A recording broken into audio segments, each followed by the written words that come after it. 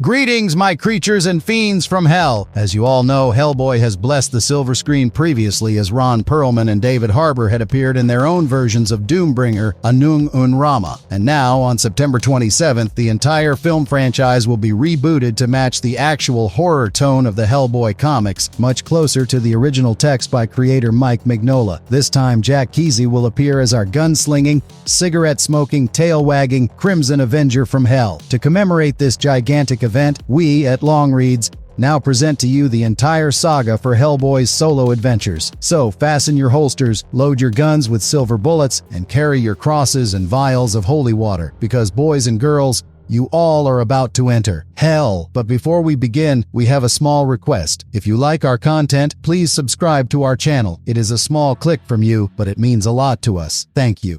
Seed of Destruction. Chapter 1. The journal entry of George Whitman described the situation in East Bromwich, England, dated 12/23/1944. He noted that even warning the villagers about a possible team of Nazi commandos didn't seem to provoke any reaction. They didn't seem concerned, as if Nazis were the last thing they needed to worry about. There was also news of Hitler having supposedly sent a specialized team to England. George initially referred to them as commandos, but he noted that a trio from the British Paranormal Society claimed they were much more than that. According to these experts, the German team was some kind of spook squad, supposedly in England to perform rituals, raising the dead, summoning monsters, or casting spells. In his journal, Whitman wrote about their bizarre and unusual mission, reflecting his skepticism about the supernatural rumors surrounding it. They had been joined by four peculiar individuals: the Torch of Liberty, a superhero, Professor Malcolm Frost, a skeptic from Blackfriars College, Trevor Broom Bruttenholm, a man implied to have some parapsychological expertise, and Lady Cynthia Eden-Jones, claimed to be England's top medium. Despite 2 days without any extraordinary events, Lady Cynthia insisted something significant was going to happen that very night. But the disturbance in the ether she sensed had its center located far north. In a tiny island just off the Scottish coast, Grigory Rasputin recited the summoning verses. Being connected to a strange machine and holding a strange conducting rod, he called to the malevolent winds,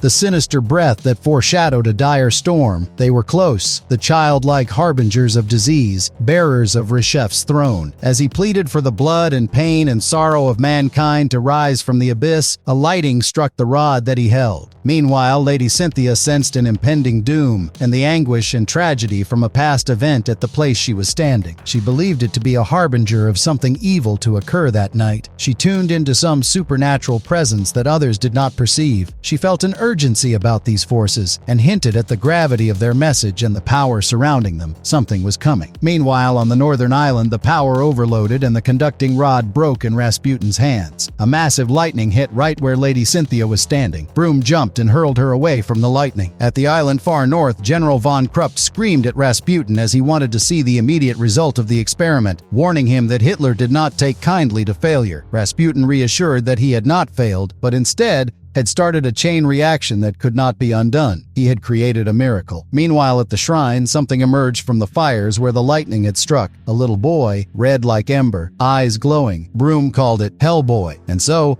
Hellboy was born, and everyone took him in as a part of the family. Almost 50 years later, as Broom listened to his Hellboy incident journal, Hellboy himself came to visit him, all grown up now. Broom had summoned Hellboy to tell him something of grave importance, but could not remember it well. He gathered himself and spoke about an expedition with his team to the Arctic, along with explorer Sven Olofsson. There, they found a massive ruined shrine and monstrous statues inside. Below that statue on the ground sat a figure of a man carved in stone.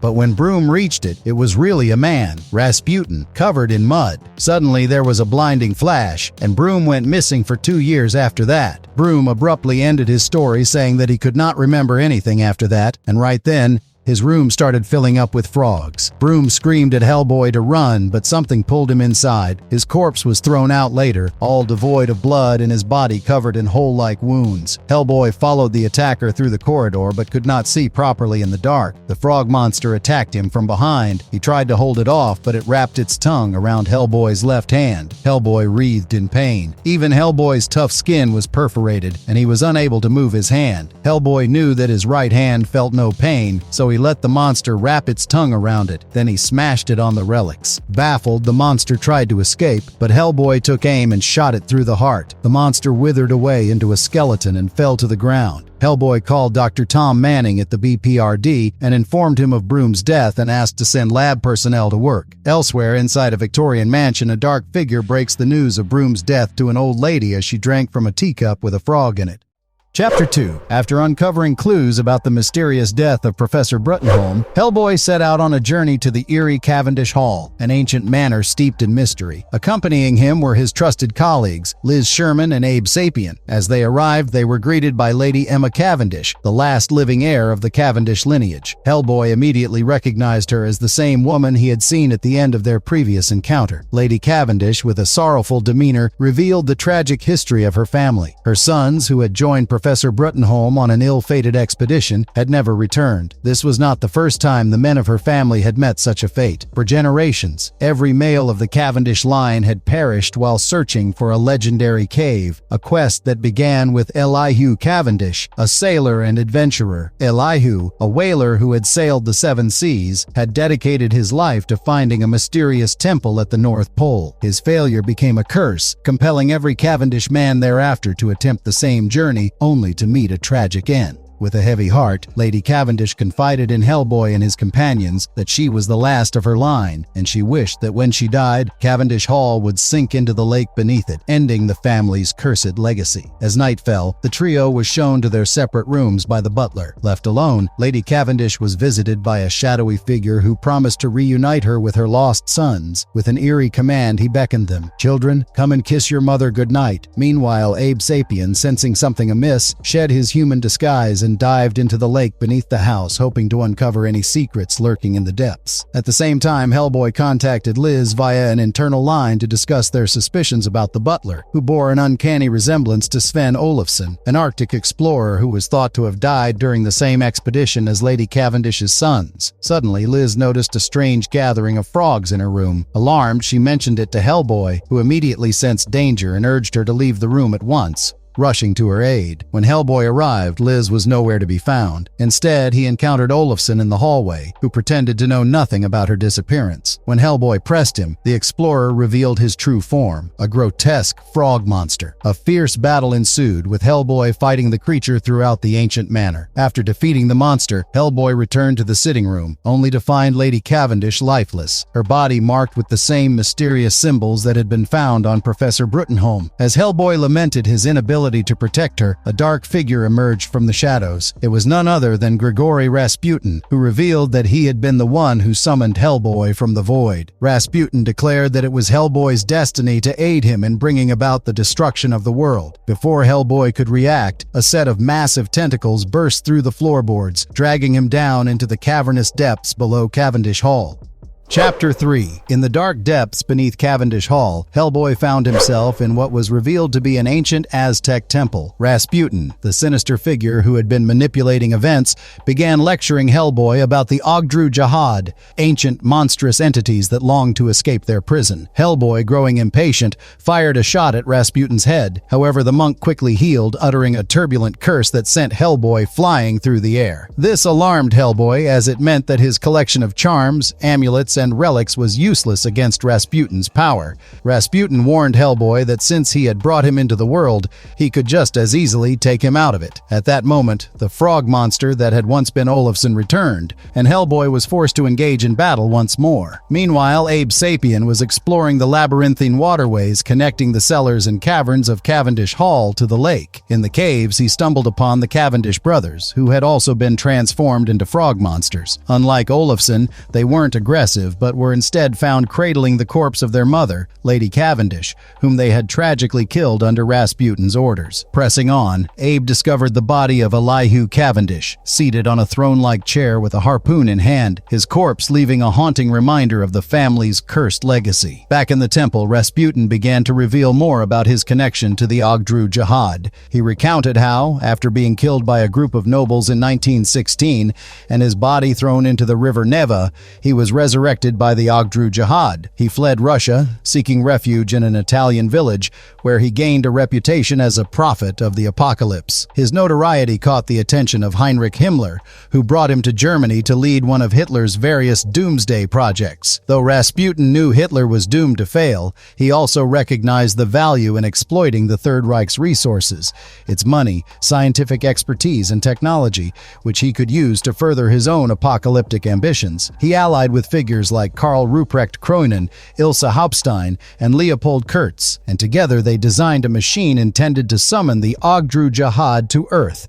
intending to burn the world to cinders. When the project ultimately failed and the group disbanded, Rasputin headed north, where he received a vision from Sadhu Hem, the statue-like creature discovered by Professor Bruttenholm, now residing in the temple beneath Cavendish Hall. Entering a deep meditation, Rasputin saw the Ogdru Jihad in the abyss. After being reawakened by Bruttenholm's touch, he accessed the professor's memories and, by a stroke of luck, learned of Hellboy's existence. Using his renewed powers, Rasputin mind-controlled the expeditionary team to smuggle Sadhu Hem aboard a ship bound for America, where the creature fed on the crew. Rasputin then allowed the maddened Bruttenholm to return to New York, knowing that this would be the perfect bait to lure Hellboy into his trap. Rasputin revealed that he had instructed Olafsson to capture Liz Sherman, and now intended to channel her powers through himself into Sadhu Hem. The creature would then use this energy to unlock the crystal prisons of the Ogdru Jihad. Rasputin coldly informed Hellboy that he no longer needed him, proclaiming that hell on Earth was fast approaching. Chapter 4. Rasputin channeled Liz's fiery power into his own being and amplified it with his own mystical power. He then hurled that power into Sadhu Hem. The ancient Ogdru Jihad stirred within their cosmic prisons, rumbling ominously, waiting to invade Earth. Rasputin called forth the Seven from beyond with his chants. Meanwhile, Hellboy was locked in a fierce battle with the transformed Olafsson. Desperate, he found a concussion grenade and, with a twinge of regret for whatever humanity was left in the creature, forced it down Olafsson's throat. Olafsson was blown to bits as the grenade exploded inside him. Rasputin called the names of the Seven: Nun Jihad, Adad Jihad, Aman Jihad, Ira Jihad, Bu Jihad, Nargal Jihad, and Namrat Jihad. Their cages clashed with each other in the cosmic dimension and cracked. Far away, an alien race watched in horror, fearing that once the Ogdru Jihad blackened the earth, they would devour the entire universe. Rasputin, ecstatic with his impending victory, began chanting the same incantation he had used 50 years earlier in an attempt to summon the monstrous beings. But before he could finish, Abe Sapien, possessed by the spirit of Elihu Cavendish, drove a spear through Rasputin's chest. Elihu's spirit whispered at Liz to wake up. Rasputin's concentration shattered, and Liz's uncontrollable firepower flowed through him and incinerated Sadhu Hem, causing the entire cavern to collapse. As Sadhu Hem wriggled in pain, Abe regained control of himself, rushed to save Liz, and greeted Hellboy before carrying her up a nearby staircase to safety. Sadhu Hem was burned down in the fiery mess and under the collapsing cave. Rasputin, enraged and weakened, attempted to kill Hellboy. He breathed out fire at him, which Hellboy blocked with his right hand. Then Hellboy started pummeling Rasputin. With each punch, Rasputin grew weaker, his flesh withering. In a last-ditch effort, he tried to manipulate Hellboy, warning him that if he killed him, he would never learn his true purpose. Hellboy punched him hard again, and Rasputin was reduced to a skeleton as his bones fell on the ground. He smashed Rasputin's skull with his massive right hand and sprinted up the staircase. He emerged from the collapsing Cavendish Hall just in time to watch the ancient mansion sink into the lake. Outside, Abe and Liz, still reeling from the ordeal, pressed Hellboy for answers about what had happened in the cave and the identity of the sinister wizard. But Hellboy, haunted by Rasputin's final words, remained tight-lipped. As Hellboy reflected on the monk's ominous parting words, the scene shifted to an abandoned castle in Norway. The ruins of an old, esoteric Nazi laboratory lay dormant, with the figures of Cronin, Ilse, and Kurtz, Rasputin's former disciples, encased in a thick sheet of ice. Suddenly, a nearby device blinked to life, and the ice began to crack. Hellboy, a short story. Meet the guard dog. Hellboy had arrived into a town where recently all the townsfolk went missing. There, reading a sign at a gas station, He discovered cowboy boots, an Egyptian scarab beetle, and a swastika symbol. There were too many forces at play. He faced a hungry dog that slowly growled at him. Hellboy welcomed it with open hands, but in the next instant it turned into a giant monster dog. Hellboy recognized that it was Anubis, the Egyptian god of mummification. Hellboy tried reasoning with Anubis, but he hurled Hellboy into the station sign. Seeing an opportunity, Hellboy pushed and broke the sign. The sign fell, and the metal arrow went straight through Anubis's shoulder. Electricity sparked everywhere. Anubis fell on the gas pump and everything exploded. Being thrown away from the blast that ended Anubis, Hellboy wished from his heart that Anubis had not fallen into the pump. Hellboy, a short story. They saved his brain. Hellboy stormed into the lair of Herman von Klempt, where his brain was preserved in a bottle. Von Klempt had ordered his minion gorilla Brutus to transfer the nutrient fluids from the woman in captivity into his brain bottle. But seeing Hellboy, he ordered Brutus to take him down first. Brutus attacked Hellboy and overpowered him. He lifted him while von Klempt threatened to wipe Hellboy from existence. However, Hellboy kicked himself free and shot Brutus's mechanical hand. Brutus cried out in pain. Even then, he kept attacking Hellboy. Hellboy kicked him at a nerve junction beneath his jaw and brought him down temporarily. Hellboy jumped at von Klempt and was about to ruin his lab when the captive lady called out for help. Hellboy took von Klempt's head and threw it inside Brutus's mouth. The force smashed him into the circuits and jolts of electricity passed through his body. All the equipment malfunctioned and caught fire. Hellboy broke out with the lady through a window. Swimming to the bank, they watched as the entire lab burned down. The Midnight Circus. It was an evening of 1948 at the BPRD headquarters at Fairfield. That evening, barring everyone's eyes, a little Hellboy sneaked out of his room. As he snuck past the office room, Professor Broom reasoned with Malcolm Frost on how Hellboy was just an innocent little kid, while Broom pressed on that he was a threat to humanity. Hellboy sneaked out through a window, broke through the fence, and entered a park. As Broom read the revelations of Arnaud de Falvey in his room, a text about how a creature having the right hand of doom would stand over a world destroyed, Hellboy took out his cigarette and matches, the one he had coveted from one of the BPRD agents earlier. Just as he was going to light the cigarette, he heard drums. He saw a clown nailing posters into a tree and a puppy playing in front of him. He saw that the poster was for a circus, A.T. Roth's circus that ran from midnight till dawn. He followed the clown and came upon a carnival, completely empty, save for the caged animals, with glowing eyes. As Hellboy went inside one of the tents, he found that the clown was beckoning spirits from every nook and corner of the Unbound universe. When no one appeared, the clown conjured up the voice of the Undying and commanded the spirits to come forth. A monstrous ringmaster appeared with a whip and summoned the spirits of earth, air, and water to appear. And appear they did, with smiling faces, and performed. He called down the spirits of earthquake, thunder, lightning, the spirits of the destroyed world and the burning hell. A lady appeared and smiled at Hellboy. Hellboy, scared, moved out of the tent, but the lady called out for him, asking if she scared him. Hellboy went in with the lady. He sat down as an older man approached him. He was friendly and caring to him and asked him about his parents and his caretaker. Hellboy said that Professor Broom took care of him. The man welcomed Hellboy to the circus tent. There he saw a poster of Pinocchio and remembered the story of how Pinocchio ran to the circus and was sold there as a donkey. Then a man threw him in the water to drown him, where the fish ate him, and he got transformed back into a puppet again. The man said that it was Hellboy's wish too, to be a real boy again. He took him further into the camp and conjured up fishes and whales that started attacking him. Meanwhile, Professor Broom went out looking for Hellboy and calling his name frantically. Hellboy found himself afloat in a sea, where he encountered an old and almost dying Professor Broom on a boat. As he tended to him in the cold, he said that he had a match to light some fire, but he had lost it. The man told Hellboy that he could light a fire with a word, and just then, Hellboy saw a vision of the earth destroyed. As the old version of Professor Broom died from the cold, Hellboy started running, scared and hurt. He crossed the fishes,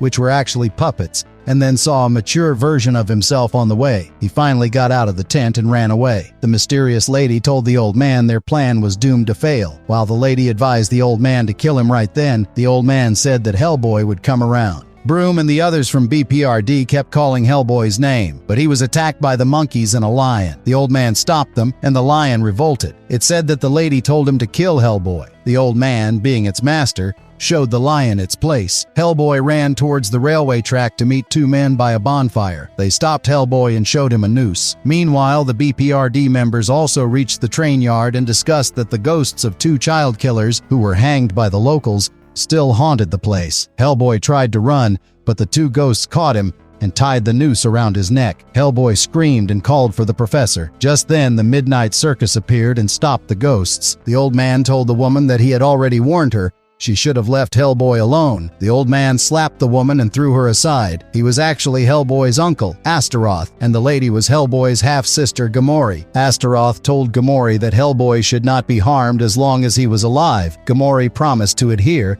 The professor found Hellboy. He held him and said everything was okay. Hellboy apologized for running away. As they carried Hellboy away, Astaroth and Gamori watched, and the clown puppy went on their path. The puppy carried a flag that read, "The End." Wake the Devil. It was somewhere on the northern coast of Norway, deep within the Arctic Circle. A Zinco Corporation helicopter touched down in front of an ominous castle. It was the same castle that was glimpsed at the end of Seed of Destruction. Roderick Zinco, the head of the company, made his way inside the castle. He crossed an alley of corpses and reached a secret elevator that he activated through a swastika switch. As the elevator climbed down, he was confronted by Karl Cronin, Ilse Hauptstein, and Leopold Kurtz. They were on the verge of destroying Zinco, but he screamed that he had a message from the Master. Zinco explained that he had a vision of Grigory Rasputin on his private beach, where Rasputin had left behind the words Ragnarok before vanishing. Zinco eagerly offered the trio full access to all his resources, eager to be part of their dark plans to end the world as it was. A year later, in Soho, New York City, a group of Nazis brutally murdered a wax museum curator, Howard Steinman. At the BPRD headquarters in Fairfield, Connecticut, Tom Manning and Kate Corrigan briefed the agents on the legend of Vladimir Jurescu, a man believed to be immortal, capable of healing himself under the light of a full moon at Castle Jurescu. They recounted how, back in 1944, Heinrich Himmler had proposed the Vampire Sturm project, and a Nazi delegation led by Ilse Hauptstein was sent to recruit Jurescu. However, after meeting Vladimir, Hitler ordered the arrest and execution of the entire Jurescu family, a group of vampires that Jurescu had created. Apparently all of the vampire family were impaled and burned to ashes, but then Manning showed the picture of the museum curator who was killed. He was actually Hans Ubler, a man who had smuggled Jurescu's body out of Germany before it could be burned. It appeared someone might be planning to return the corpse to Castle Jurescu to resurrect him, as it was a full moon the next day. With 3 possible locations for the castle, Tom Manning split the team into 3 groups. Hellboy went alone, Clark teamed up with Abe Sapien, and Bud Waller was paired with Liz Sherman and Leech. Meanwhile, in Romania, Ilse Hauptstein opened a stolen box containing Jurescu's corpse and ordered her soldiers to move it to a specific room in the castle. Back in Norway, Kurtz and Cronin observed Ilse's actions from afar, revealing that they were preparing to build their own army of ghouls and monsters. As the agents flew towards Romania, Abe Sapien expressed his concerns about the Ragnarok project, sensing that it was weighing heavily on Hellboy's mind. Hellboy jumped out of the plane, strapped to a jetpack that malfunctioned. It exploded mid-air, the blast force hurling Hellboy towards the castle as he was burning up. Meanwhile, inside the castle, Ilse was rebuking a hired hand as he refused to carry out her order. Right then, Hellboy crash-landed into the very same castle where Ilse Hauptstein was carrying out her sinister plans.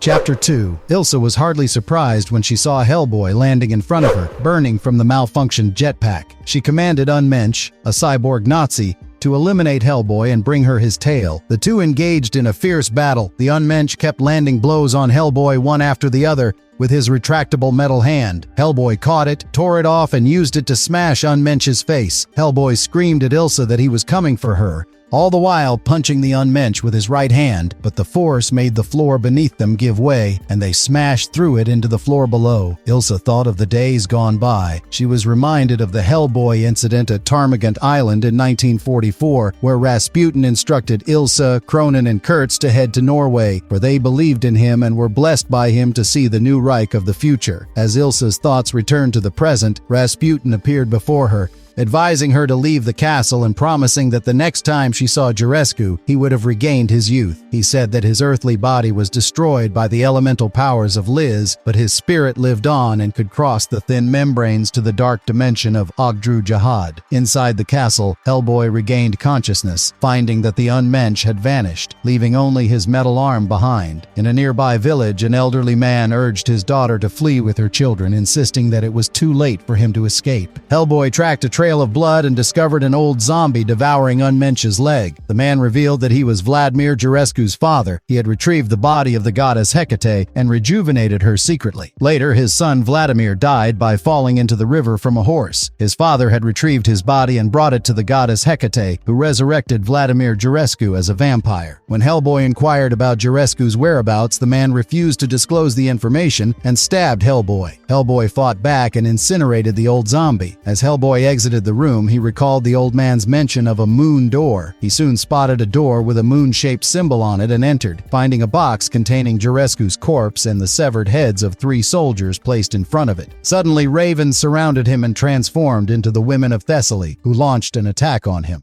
Chapter 3. The women of Thessaly attacked Hellboy, and in response, he started shooting at them. He was severely wounded, bloodied from the assault, but he continued to land blow after blow on the creatures with his right hand. As he was about to shoot them again, his gun malfunctioned and exploded in his left hand, leaving it badly injured. Hellboy found a broken sword nearby, picked it up and said, "It's showtime." But just then, Jurescu woke up. Hellboy charged at Jurescu, but Jurescu transformed into a giant vulture-like monster. Hellboy stabbed the vulture, but it grabbed him and took him flying into the air. Hellboy lost grip of the sword and fell while Jurescu was already wounded. Jurescu plummeted into a crypt below. Hellboy followed him into the shrine but was attacked by a swarm of poisonous snakes. As Jurescu struggled to breathe, Hecate appeared and promised him that as long as she existed, he would always live. Meanwhile, Rasputin revealed the secrets of his powers to Ilsa. He confessed that his human life had been a devastation, and he had repeatedly asked God about the powers within him but received no answer. He didn't understand what purpose his powers would serve. Then, he was discovered by Baba Yaga, the great witch whose chicken-legged house Rasputin had seen in his dreams. Baba Yaga explained to Rasputin that he was chosen to be the father of the new millennium. In return, he gave Baba Yaga half of his soul, which she hid in the roots of the Yggdrasil tree. Later, when Rasputin entered politics, he was murdered. In death, he encountered the dragon and finally understood his purpose. He was reborn as an agent of chaos, and he offered that Ilsa be reborn at sunrise. In the crumbling ruins of Shage Castle, Liz Sherman, Bud Waller, and Leech stumbled upon a hidden door. Leech, with his uncanny ability to sense metal, quickly found the hinges and managed to pry it open. Inside, they discovered a vast chamber, and at its center lay a massive homunculus, seemingly lifeless. Curiosity got the better of Liz. She reached out and touched a hollow in the creature's chest. In an instant, her hand became stuck, and the homunculus began to stir, drawing energy from her. Desperate to save her, Bud fired a shot at her arm, hoping to break the connection. The shot freed her, but in the chaos, the awakened homunculus lashed out, killing Bud before fleeing into the shadows. In Norway,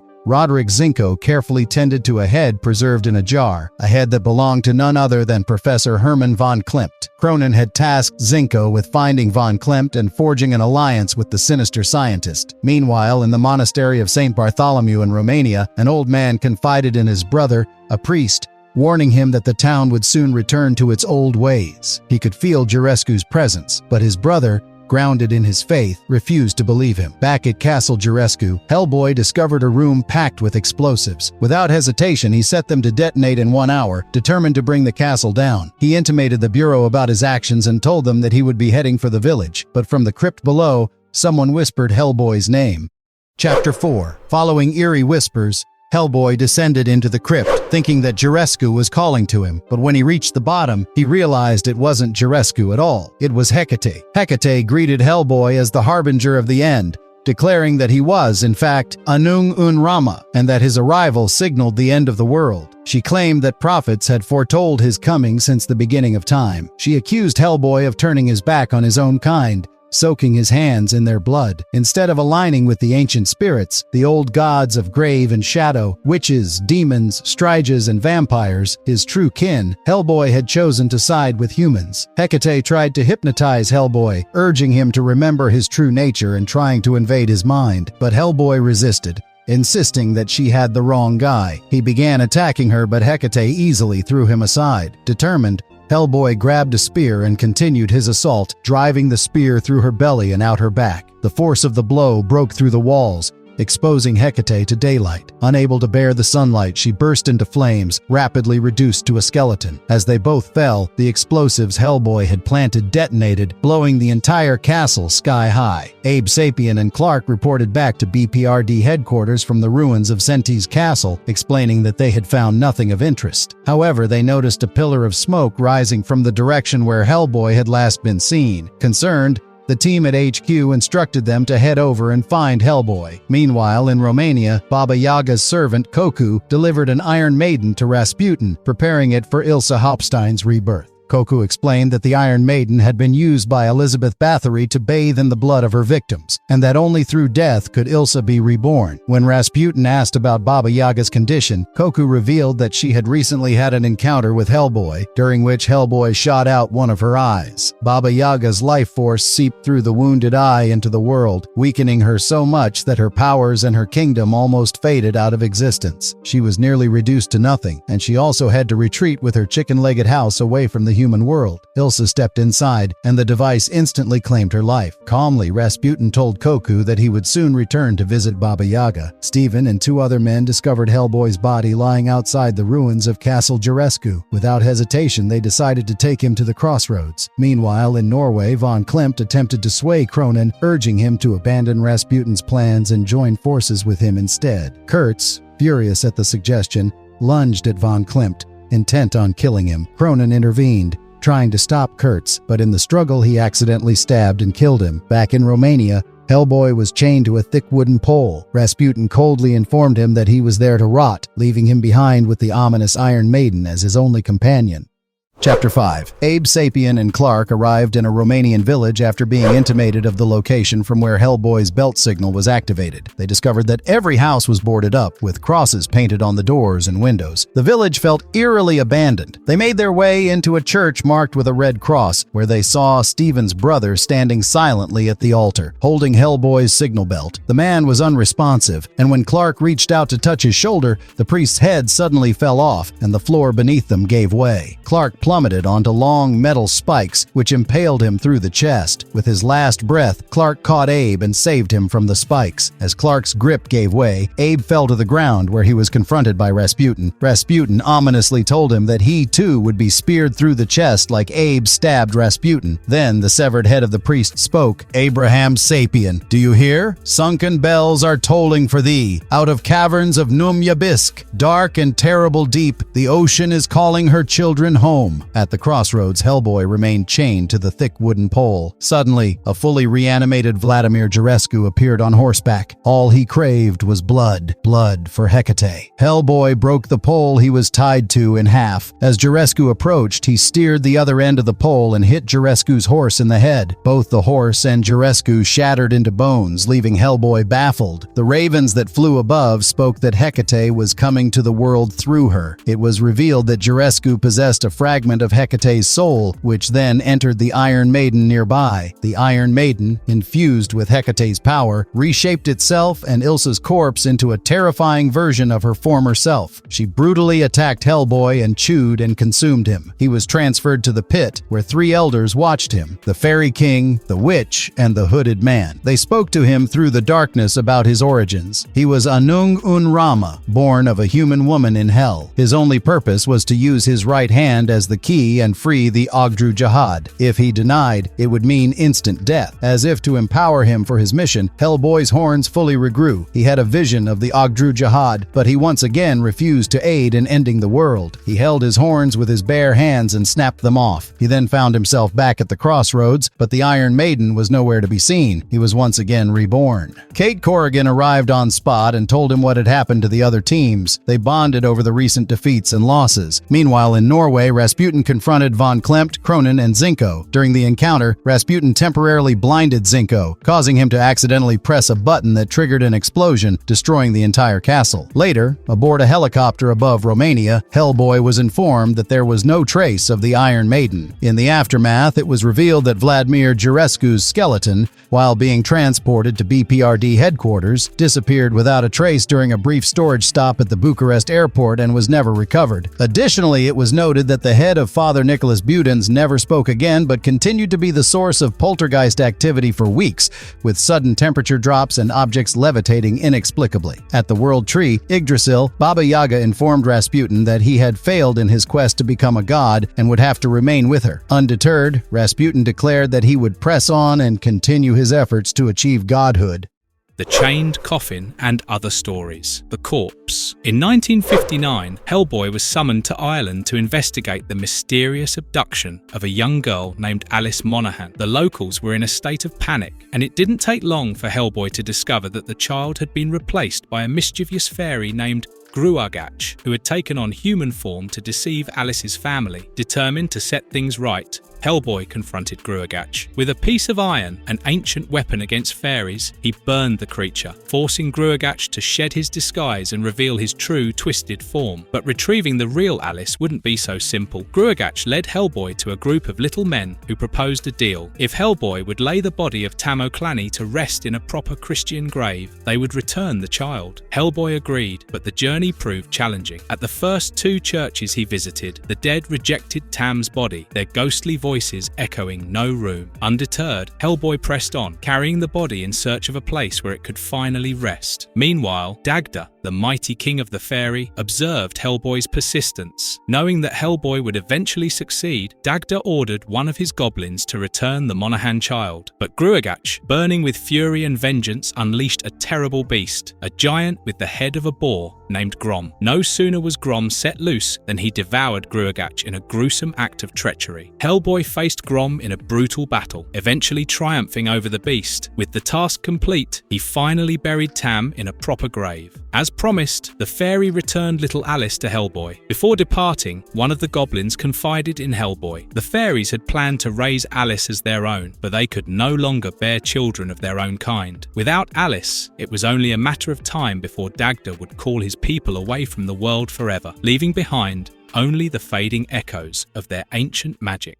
The Iron Shoes. The story began with 2 folklore experts, Edwin D. Wolfe and Catherine Boggs, discussing the properties of iron in relation to supernatural beings. They explained that while iron was generally powerful against fairies and other mythical creatures, there were exceptions. Some beings, like Iron Shoes, were not only immune, but actually harnessed the power of iron for themselves. In 1961, in the heart of Ireland, Hellboy ventured into a crumbling old tower. No sooner had he entered than Iron Shoes, a small but fearsome creature, lunged at him from a window. Hellboy, quick to react, threw a lasso around the creature's neck, but was yanked out of the tower by the force of Iron Shoes' leap. Refusing to let go, Hellboy dragged the creature to a nearby church. As the church bell rang, a strange power overcame Iron Shoes, reducing him to dust, with only his namesake shoes left behind. Hellboy, having completed his task, left the shoes with the church's priest. The story concluded with the worn, empty shoes resting quietly beside a statue.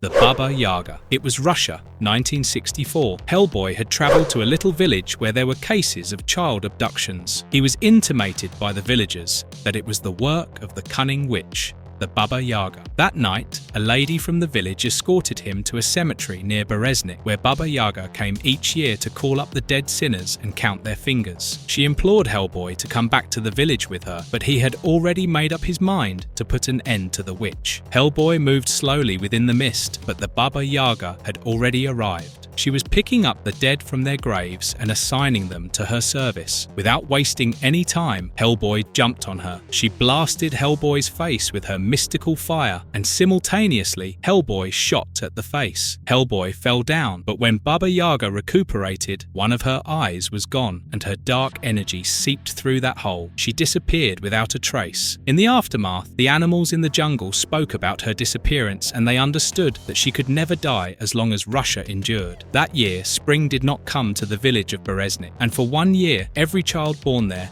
was blind in one eye, and old people who know things were heard to say, "Her reach is long."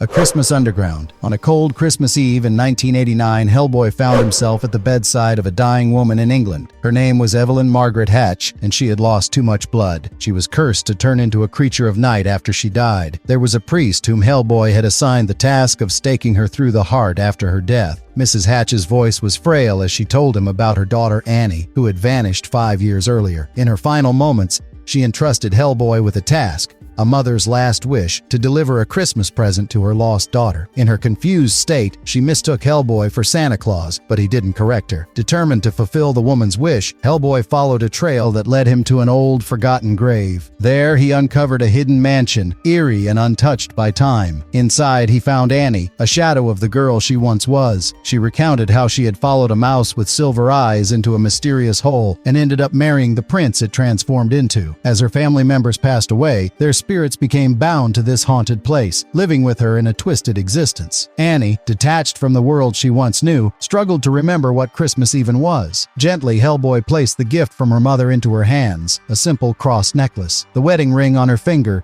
symbolizing her cursed bond, unraveled and turned into a lizard, breaking the spell that had held her captive. Suddenly, the mansion became a battleground. Annie's ghoulish family, twisted by dark magic, turned on Hellboy, led by the prince, now revealed as a monstrous mouse-like creature. Hellboy fought fiercely, defeating the dark forces that had trapped Annie in their grasp. He destroyed the serpent ring and fought the vampire prince. It was actually latched to the Hatch bloodline. As the monster chased him to the surface, the priest exorcised Mrs. Hatch. The curse ended when the clock struck 12. It was Christmas and the monster fell back underground and was reduced to bones. As the battle ended, the priest told Hellboy of Mrs. Hatch's death. The mansion, no longer needed, burned down, leaving nothing but ashes and the memory of a mother's love.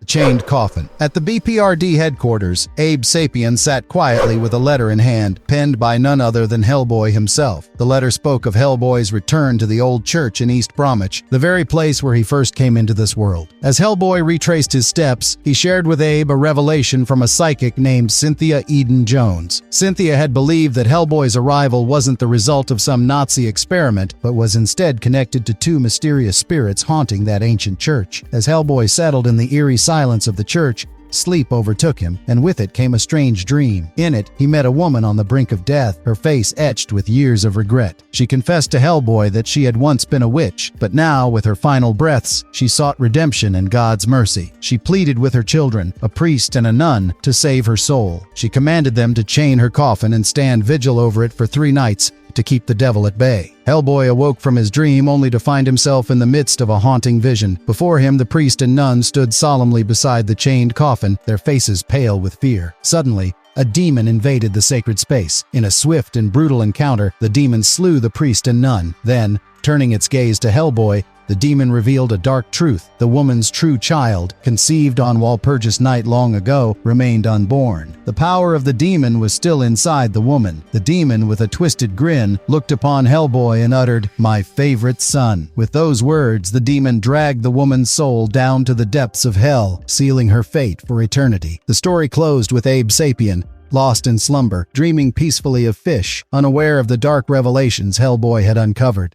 The Wolves of St. August. The story began in 1994 in the quiet town of Gryart. Father Kelly, the newly appointed priest, arrived with a mission to breathe life back into an old, abandoned chapel that had long fallen into disuse. As he stepped inside the dusty, forgotten space, he encountered a mysterious man. This stranger told Father Kelly a chilling tale. Many years ago, the villagers had trapped and slaughtered the royal family in that very chapel. But as the priest listened in growing horror, the man suddenly transformed before his eyes into a ferocious wolf. 9 days passed and Hellboy, along with Kate Corrigan, arrived in Gryart. The scene that greeted them was one of utter devastation. Every single person in the town had been brutally killed, seemingly by a wild animal. Father Kelly's lifeless body was found within the chapel, where it had all begun. While investigating, Kate noticed an inscription on the chapel's walls, and the true history of the town came to light. In 1214, the royal family had been cursed, doomed to transform into werewolves every 7 years. The villagers, seizing their chance, had captured the family in their monstrous form and killed them all, except for one child, William, who somehow survived. On their way, Hellboy and Kate came face to face with the spirits of some who William had butchered. Hellboy soon came face to face with William, the very man who had murdered Father Kelly. In a horrifying moment, William tore off his skin, revealing his true form, a massive, terrifying werewolf. The two engaged in a brutal battle. Hellboy kept landing punches, but William proved to be more powerful. Although Hellboy dodged his attacks, William punched and threw Hellboy whenever he could get his hands on him. Hellboy threw a stone head from a broken statue of an angel and blinded William in one eye. He found an old metal cross on a rod and inserted it straight into William's chest. The rod broke. Hellboy took the piece in his hand and aimed for William's heart and pushed it right through. William slowly and tiringly fell to his death and withered away into bones. In the aftermath, Dr. Izar Hoffman and a team of BPRD psychics later declared the site free of any remaining paranormal activity, bringing a semblance of peace back to Griart. Almost Colossus. It was 1997, 8 days after the events of Wake the Devil. In a hospital in Romania, Elizabeth Sherman lay in a fragile state. Sidney Leach explained to Dr. Olaz that Liz's condition was dire. She had somehow transferred her powers to the homunculus, and now, without them, she was slowly dying. Meanwhile, Hellboy and Kate Corrigan were on a desperate search for the missing homunculus, hoping that he might hold the key to saving Liz. Their investigation led them to a cemetery where 67 bodies had mysteriously disappeared. The locals shared a strange tale. 3 nights earlier, someone had removed the cross from the church and carried it up into the mountains. Meanwhile, the homunculus was prayed at the top of that mountain, seeking an end to his torment. He was soon joined by his older brother, the first homunculus created by their alchemist father. This older homunculus revealed their dark origin, recounting how he had killed their creator and stolen his secrets. He also hinted at a sinister project he had been working on, now nearing completion. Back in the village, a local reported seeing strange lights and the smell of burning bodies coming from an abandoned castle nearby. Hellboy and Kate set out to investigate and soon found themselves inside the eerie castle. They came across a massive, scorching metal wall, and suddenly the floor collapsed beneath them. Small, twisted creatures, servants of the elder homunculus, swarmed them, grabbing Kate and attacking Hellboy. As Liz's condition continued to deteriorate at the hospital, the elder homunculus revealed his horrific plan. He intended to create a gigantic new body for himself and his younger brother, using a combination of metal and human flesh. With this powerful new form, they would be unstoppable, capable of ruling the world. To christen this monstrous creation, he decided to use Kate as the final sacrifice. But before he could do so, the younger homunculus, driven by the power he had taken from Liz, turned against his brother and saved Kate. Hellboy arrived just in time to witness the elder homunculus enter his colossal new body, becoming a towering giant. The giant, fueled by malevolent power, attacked Hellboy with brutal force. As the battle raged, the younger homunculus offered to join his brother within the giant's body, promising that together they could rule. But instead of aligning with his brother, the younger homunculus released Liz's power inside the giant, igniting it from within. The Colossus was consumed by flames,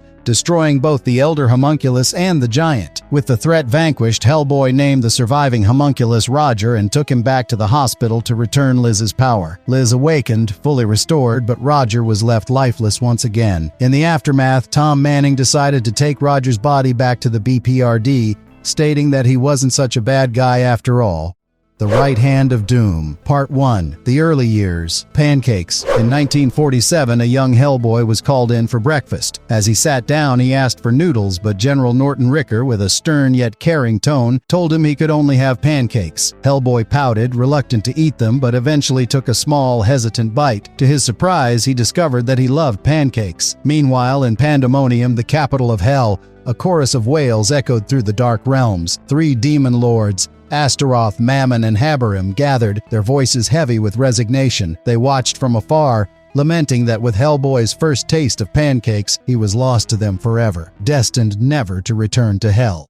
The Nature of the Beast. In 1954, Hellboy journeyed to England at the request of Trevor Bruttenholm. He was sent to the Osiris Club, where the members presented him with a daunting task: slay a dragon. They recounted the ancient tale of the St. Leonard Worm, a fearsome dragon that had been slain by a monk 1400 years ago. But now, the dragon had returned, and it was up to Hellboy to finish the job. Hellboy ventured into Leonard's Wood, eventually reaching a clearing where a statue of the monk stood as a silent sentinel. As he approached, the dragon suddenly attacked, coiling its massive body around Hellboy and crushing him against the statue. The pressure was immense, and both Hellboy and the statue seemed doomed. But in a twist of fate, the top of the statue broke off, and the stone sword it held fell, piercing the dragon and killing it. Meanwhile, back at the Osiris Club, the members watched Hellboy's battle unfold through a crystal ball. They murmured among themselves, noting that the experiment had been inconclusive. It was clear to them that they would need to keep a close eye on Hellboy to truly understand his true nature.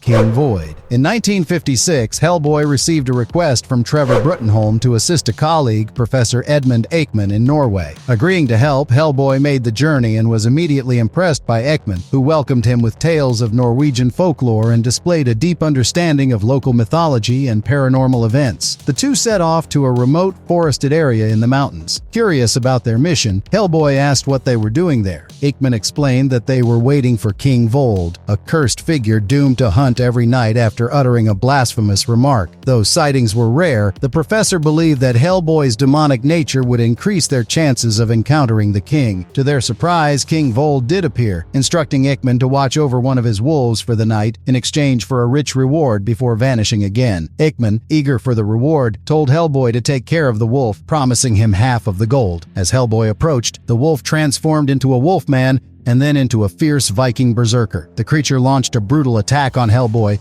leaving him badly wounded and unconscious, but Hellboy ultimately managed to prevent it from escaping. Throughout the ordeal, Aikman stood by, consumed by visions of fame and fortune, offering no help to Hellboy. When King Vold returned with his catch, he reclaimed his wolf. Aikman quickly claimed credit for the victory, telling King Vold that Hellboy was merely a servant who had fainted at the sight of the king. True to his word, King Vold rewarded Aikman, but the coins burned through his hands and turned to stone as they hit the ground. Before departing, the king bid farewell to Hellboy, addressing him by his true name, Anung Un Rama, while ignoring Aikman entirely. Hellboy woke up having missed the entire exchange. Later, Hellboy returned to Bruttenholm while Aikman was left to beg for money on the streets of Copenhagen, his dreams of wealth and glory shattered.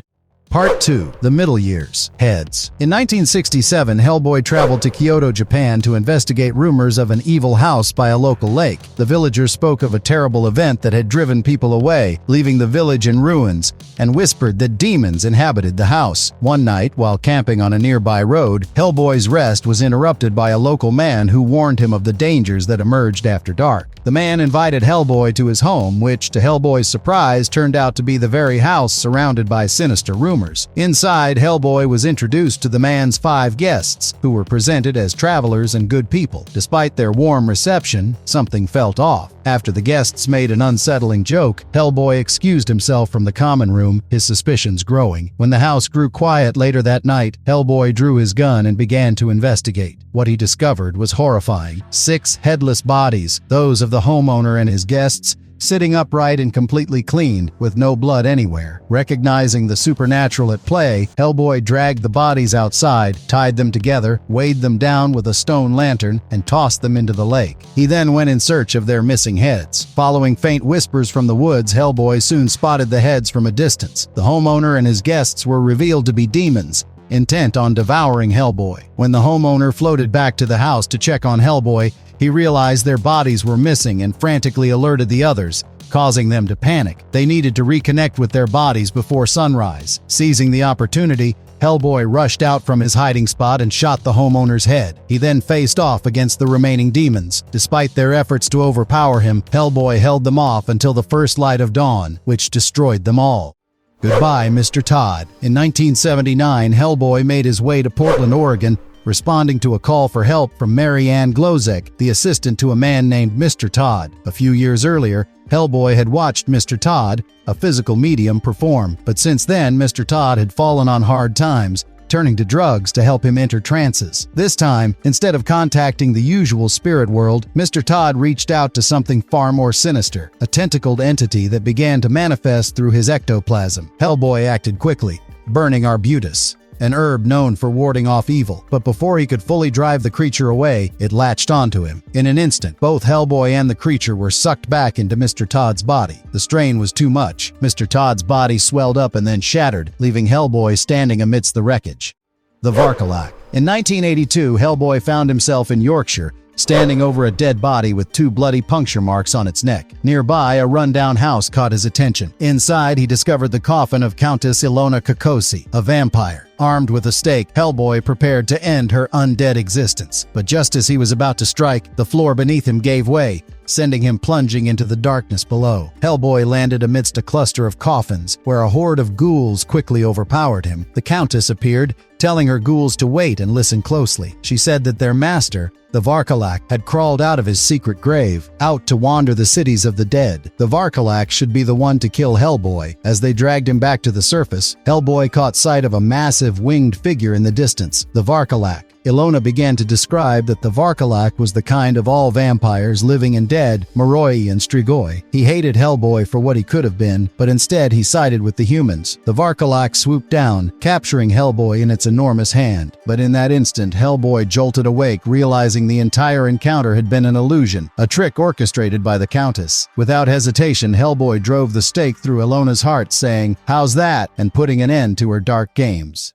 Part 3. The Right Hand of Doom. Hellboy traveled to Lizarza, Spain to meet with Father Adrian Frost, the son of Malcolm Frost, a man who had witnessed Hellboy's birth and spent the last 8 years of his life trying to have him destroyed. Malcolm spent most of 1945 traveling, doing research. Then he devoted himself to convincing the United States government that Hellboy was too dangerous to be allowed to live, but failed completely. In 1952, when the United Nations granted Hellboy an honorary human status, it ruined Malcolm. To Adrian, he wasn't an evil man. He was just afraid. During their meeting, Adrian showed Hellboy a scrap of paper written in the ancient Lemurian language, featuring an illustration of Hellboy's hand with the inscription, "Behold the right hand of doom." Adrian offered to give Hellboy the text, but only if Hellboy agreed to share his life story. Hellboy recounted how he was summoned in a fireball enclosed in a thunder in an old church in England on September 3, 1946. He was then taken to a New Mexico Air Force base where he grew up rapidly. In 1952, he joined the Bureau for Paranormal Research and Defense. Everything seemed to be going well until 4 years ago, a frog monster killed his mentor, Trevor Bruttenholm, and the dark figure of Rasputin emerged. As he faced off against Rasputin and destroyed his earthly body, Rasputin told him that if he died, Hellboy would never know his secrets. After that, Hellboy went back to the church he had first appeared in and dreamt of an old woman who was visited by a demon, who turned and called him his favorite son. Then he told Adrian about the events of his encounter with Hecate,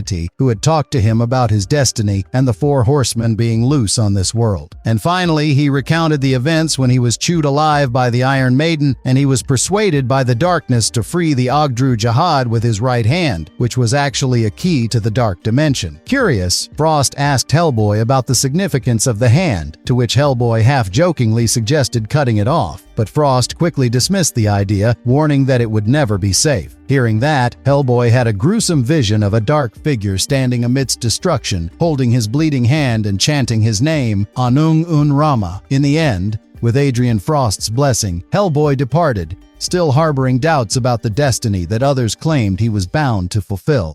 Part 4. Box Full of Evil. The story began with Hellboy and his companion, Abe Sapien, as they investigated a peculiar break-in at an old English house. The bewildered owner recounted the strange incident. A man had broken into his home, smashed through a wall above the fireplace, and left with a metal box and a pair of tongs. Hellboy noticed the remains of a portrait of St. Dunstan on the broken wall. When the owner mentioned that the house had once been a convent, Hellboy's interest deepened. The owner also revealed that he had a chilling vision of a sinister-looking house. At Lochmaben, Igor Bromhead, the thief, had entered that sinister house. He was talking to a mysterious couple, a count and countess, who were clearly expecting something dark and powerful. Bromhead explained the story behind the stolen items. St. Dunstan had once used the tongs to capture a demon, trapping it inside the metal box. As payment for his story and the box, the count and countess gave Bromhead all they owned. When the countess opened the box, what appeared to be a fly escaped and entered her mouth. She was instantly possessed by the demon, turning her husband into a monkey with a mere glance. She attempted to do the same to Bromhead, but he revealed a talisman bearing the image of St. Dunstan, which protected him. With the demon's secret name,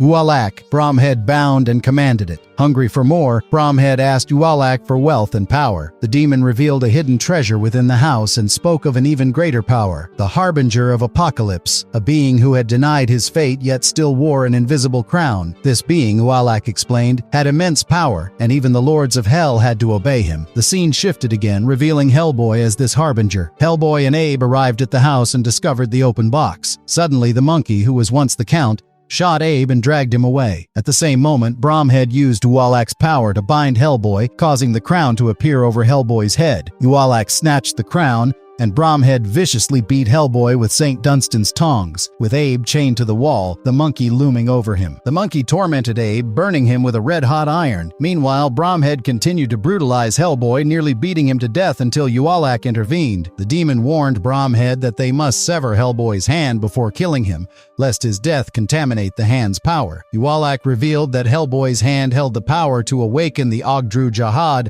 and command Hell's army. The tongs in Ualak's grip transformed into a sword, which was to be used to cut off Hellboy's hand. Hellboy, on the brink of death, found himself in a surreal vision beneath a tree. He was greeted by Dagda, the goblin from the corpse, and Sir Edward Grey. The goblin told him that without the crown, Hellboy's name was no longer Anung Un Rama, his destined identity. Back in the house, freed from Bromhead's spell due to his lost name, Hellboy struck back. He attacked Ualak, shattering the demon's sword. Bromhead fled in terror. Abe, now free from his chains, fought off the monkey. In the struggle, the monkey fell through a hole in the wall, landing on the treasure Ualak had mentioned. Abe caught up to Bromhead, demanding to know Hellboy's whereabouts. Bromhead, desperate, locked himself in a room and called upon the demon Astaroth for protection. The door to the room morphed into a stone wall, safeguarding Bromhead. But in his panic, Bromhead's talisman broke. With his protection gone, Astaroth punished him, turning his lower half into that of a lizard. Meanwhile, Hellboy continued his battle with Ualak. In a final, desperate move, he broke off his horns and used them to stab the demon. Ualak, reverting to his fly-like form, tried to escape. Hellboy leaped after him but fell outside the house. Astaroth appeared, seized Ualak, and returned him to Hell. Before leaving, Astaroth offered Hellboy the crown, but Hellboy firmly refused, vowing never to bring about the apocalypse. Astaroth departed, promising to hold on to the crown in Hell, waiting for the day Hellboy might change his mind. Hellboy returned to the house and helped the wounded Abe. The final panel revealed the tragic fate of the Count, now a dead monkey lying on the pile of treasure, a crown resting on his lifeless head. In the epilogue, Hellboy met Kate Corrigan in a quiet field. She reassured him that Abe would recover. Hellboy reflected on his struggle with his identity, admitting that while he often tried to ignore the questions about who he truly was, events like this forced him to confront it. But for now, he chose to push those thoughts aside once more. As he released a paper from the right hand of doom into the air, a large black bird swooped in, snatching it away.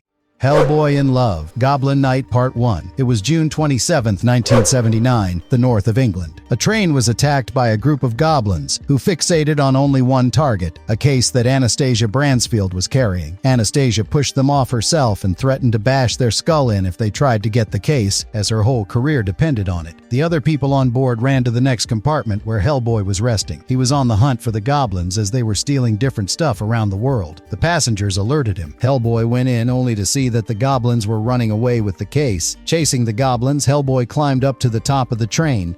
Anastasia followed. They fought the goblins and threw some from the train. The goblins pushed Anastasia and she hung to the roof of the train. As Hellboy jumped in to save her, the goblins ran away with the case. Both Hellboy and Anastasia jumped behind them. Crossing the woods, they came to a farm, where they came to know from the locals that the goblins stole their truck and ran off. The owner gave Hellboy and Anastasia another truck and told him to follow the goblins and bring his truck back. Anastasia said that she would share her story with Hellboy if Hellboy drove faster, and Hellboy agreed. Anastasia told Hellboy that she had wagered her career on a theory that her employers routinely dismissed. She was researching the Swaran Artea, which she described as not just idiots in robes, lots of chanting and blood, but as the root of it all. She mentioned that the original phrase Swaran Artea translated from Basque to the art of fire, and she had found hints of their existence in an archaeological dig in Iceland. She expressed frustration that she couldn't get anyone to finance her research without evidence, but she couldn't get the evidence without someone to sponsor her research, a classic catch-22. She also noted that they found intact remains of a witch in her chambers, which included writings in Basque, Persian, and Egyptian, languages the witch could not have known in 1100 BC. The artifacts could unlock all secrets about the Soran Artea. She was carrying those artifacts and the goblins stole it. Anastasia located the stolen truck and they parked behind it. Hellboy used the ashes of the warlock Zaza Katsikis to guide them towards the magic of the goblins. They entered a club where a rock concert was taking place. There, one of the goblins was talking to a man when Hellboy walked up behind him and demanded the case back. Goblin Night Part 2. Inside the High Wycombe Town Hall, amidst the rock concert, Hellboy demanded the case from the goblins as they tried to sell it to Christoph Chauncey, the buyer. The goblin throat-punched Chauncey and pushed him on Hellboy and made a run. Anastasia followed. Hellboy punched Chauncey and went after them as well. In the back alley, they found the goblins tampering with the truck and trying to get in. Hellboy caught one of them. The captive goblin kept shouting out to their leader, Nigel. They hotwired the truck and ran away. Hellboy asked the goblin about their next destination. The goblin unknowingly spilled the secret that they were going to the Berkeley Castle next. So they drove towards the castle. On the way, Anastasia said good things about Hellboy, which melted his heart. Upon reaching their destination, they were met by an old man. The goblin gave them the password and moved in through the gate, but they were led to a swamp. Driving through it, their truck engine gave way. They got out of the car and found out that they were surrounded by ravens with glowing eyes that were tracking them. There were hummingbirds too. They were making a hypnotic sound that put Anastasia in a trance, but she broke out of it. The goblin, now scared, said that everything in that swamp was a part of Delilah's security. He said that the queen's grave was nearby and only that could save them. They ran together towards a tree that marked the hummingbird queen's grave, the only untainted ground in the swamp. The goblin told them to run clockwise around the tree 3 times. That should get them back to the real world at the auction of the artifacts. Fighting the raven led by the Raven Granny, Hellboy and Anastasia completed the 3 rounds around the tree. The hummingbirds helped them in fighting the ravens. However, the goblin was snatched and eaten by the ravens. Hellboy and Anastasia returned to the place where the auction was being held. Although skeptical at first, Anastasia entered boldly and started exceeding the bid. Hellboy joined her as well. Ultimately, the bid was settled at $125,000 and Anastasia won. One of the goblins tried to run away with the artifacts, but the securities of the Blackmore auction house turned him to stone. While on their way home, Anastasia said that she was happy that she was bringing home the prize, and by the prize she meant Hellboy. As she said that, she held Hellboy's hands. Love bloomed in their hearts as they walked hand in hand towards the rising sun.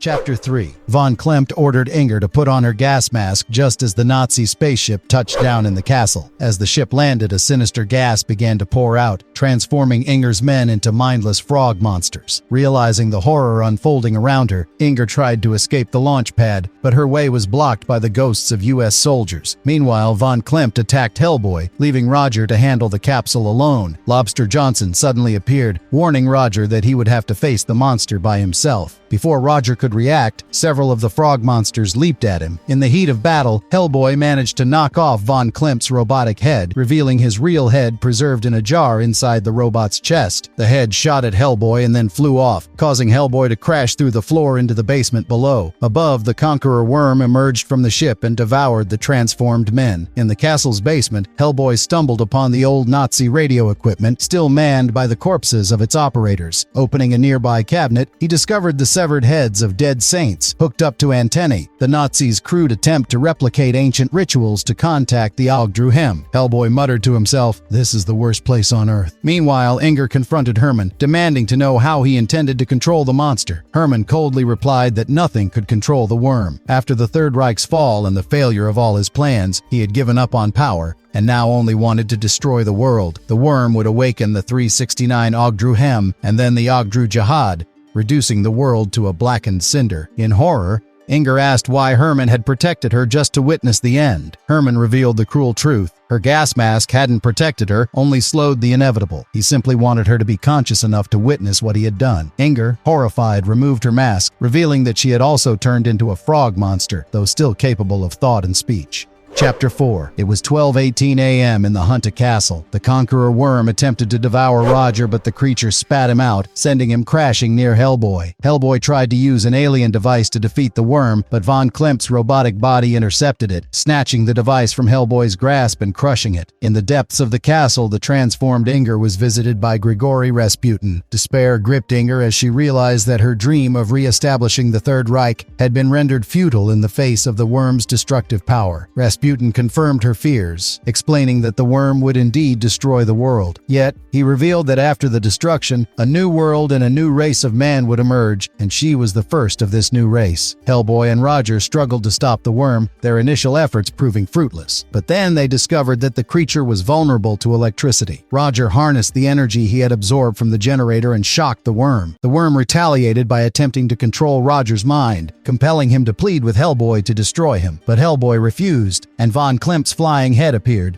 mocking them. In a desperate move, Roger seized the glass tank housing Von Klemp's head and leapt off a cliff, shattering the tank and killing Von Klempt. Elsewhere, Lobster Johnson tracked down Inger and killed her, ignoring her desperate claims that she represented the future. The Lobster then joined Hellboy as they rushed down the mountain and found Roger. Lobster Johnson inserted a metal rod into Roger's chest, drawing lightning that destroyed the worm. As they turned back, they saw the long-dead body of Lobster Johnson lying still. Disgusted by the Bureau's treatment of Roger, Hellboy decided to leave the BPRD. He informed Kate Corrigan of his plan to travel to Africa and afterward to go wherever the wind blows. In the epilogue, Rasputin remained in the castle, joined by Hecate. She urged him to rest, and the two reminisced about her actions at Castle Jurescu. Hecate spoke of the coming end, asserting that either she and Hellboy would rule in the new world, or they would both perish. She mocked Rasputin for his past failures with Hellboy, predicting that he would always fail because he was merely a ghost. Enraged, Rasputin asserted that he was chosen by the Ogdru Jihad and would free them, but Hecate countered that only Hellboy's hand could release them, as it was the power that imprisoned them in the first place. Rasputin could not control Hellboy. Rasputin's defiant proclamation that he brought Hellboy into the world and remained his master rang hollow. As his anger mounted, Rasputin's body shattered into bone and crumbled to dust. The Baba Yaga appeared, collecting the small spark of his essence, placing it in a hollow acorn and hanging it around her neck.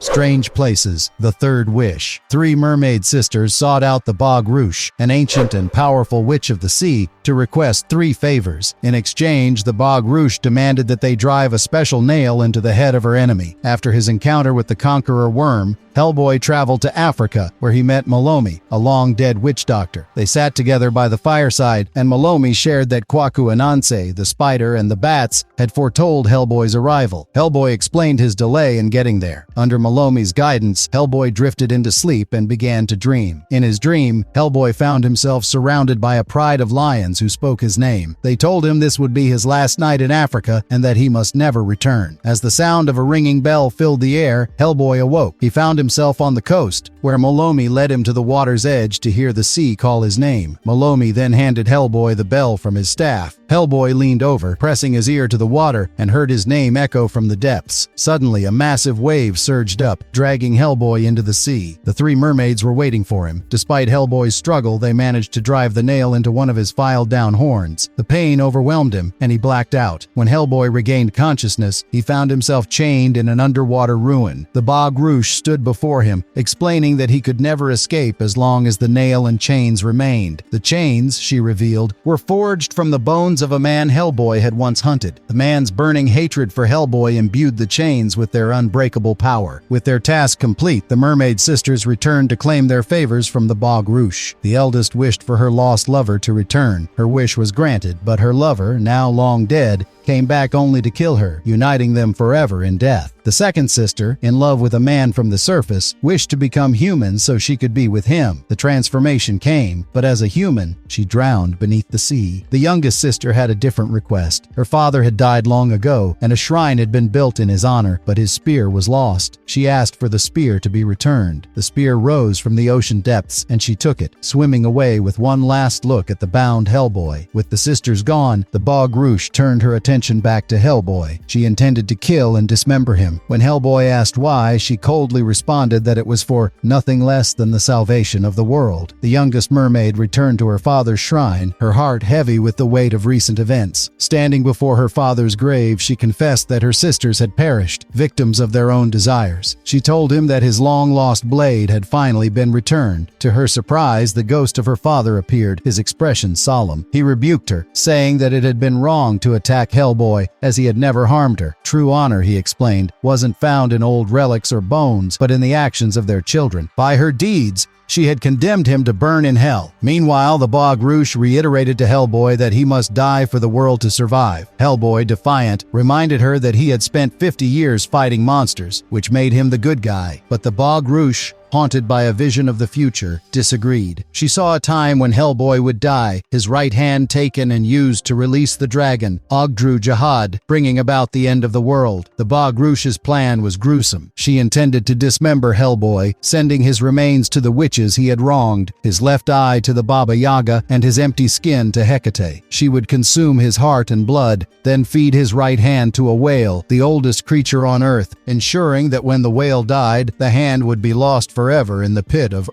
Elsewhere, Hellboy's image appeared motionless in a shallow pool surrounded by fairies. King Dagda acknowledged that Hellboy was trapped and beyond his help. Gruagach, holding a grudge from their last encounter, questioned why anyone should save Hellboy. Another fairy remarked that a new world would rise after the old one fell, but Gruagach argued that with Hellboy gone, the fairies might reclaim the world. When asked for his opinion, Sir Edward stated that Hellboy's story wasn't finished, and that if it was, he would be rewriting it. He accused Gruagach of being driven by personal revenge, to which Gruagach responded by striking Hellboy's still image. Beneath the ocean, Hellboy reeled as if physically hit, though he didn't understand what had just happened. Frustrated, he called out for the Bog Rouge to end it already. At that moment, the youngest mermaid approached him in secret. Using her father's blade, she severed the chains binding Hellboy. The Bog Rouge returned, furious, and cursed both Hellboy and the mermaid. The mermaid begged Hellboy to flee, leaving her alone with the witch. The Bog Rouge then summoned the spirits of the two dead sisters to attack their living sibling. As Hellboy hesitated, the ghost of the mermaid's father appeared, telling Hellboy that he could leave and that his daughter was receiving her just punishment. Hellboy refused to accept this and, with the blade, destroyed the undead sisters. Hellboy and the mermaid found themselves in a chamber filled with jars, each with a face carved into its lid. The mermaid revealed that these jars contained the souls of drowned sailors, the true source of the Bog Rouge's power. Hellboy tried to free the trapped souls, but the mermaid explained that they would remain imprisoned as long as the Bog Rouge lived. In a final desperate act, the Bog Rouge hurled herself at Hellboy, impaling herself on the blade he held. The mermaid explained that the witch couldn't bear to live in the world she had foreseen. As the Bog Rouge died, the souls of the dead sailors were released, taking flight as birds. The mermaid, however, became the new Bog Rouge, the old witch's last act of vengeance. Now bound to the cave for eternity, she pulled the nail from Hellboy's head, setting him free. With her power gone, she knew she would sit alone, waiting for the end when the Ogdru Jahad would release her. But her father's spirit reassured her that she would never be alone, promising to stay with her even to the end of time. Hellboy drifted away, carried under the vast ocean by the currents, with his fate unknown.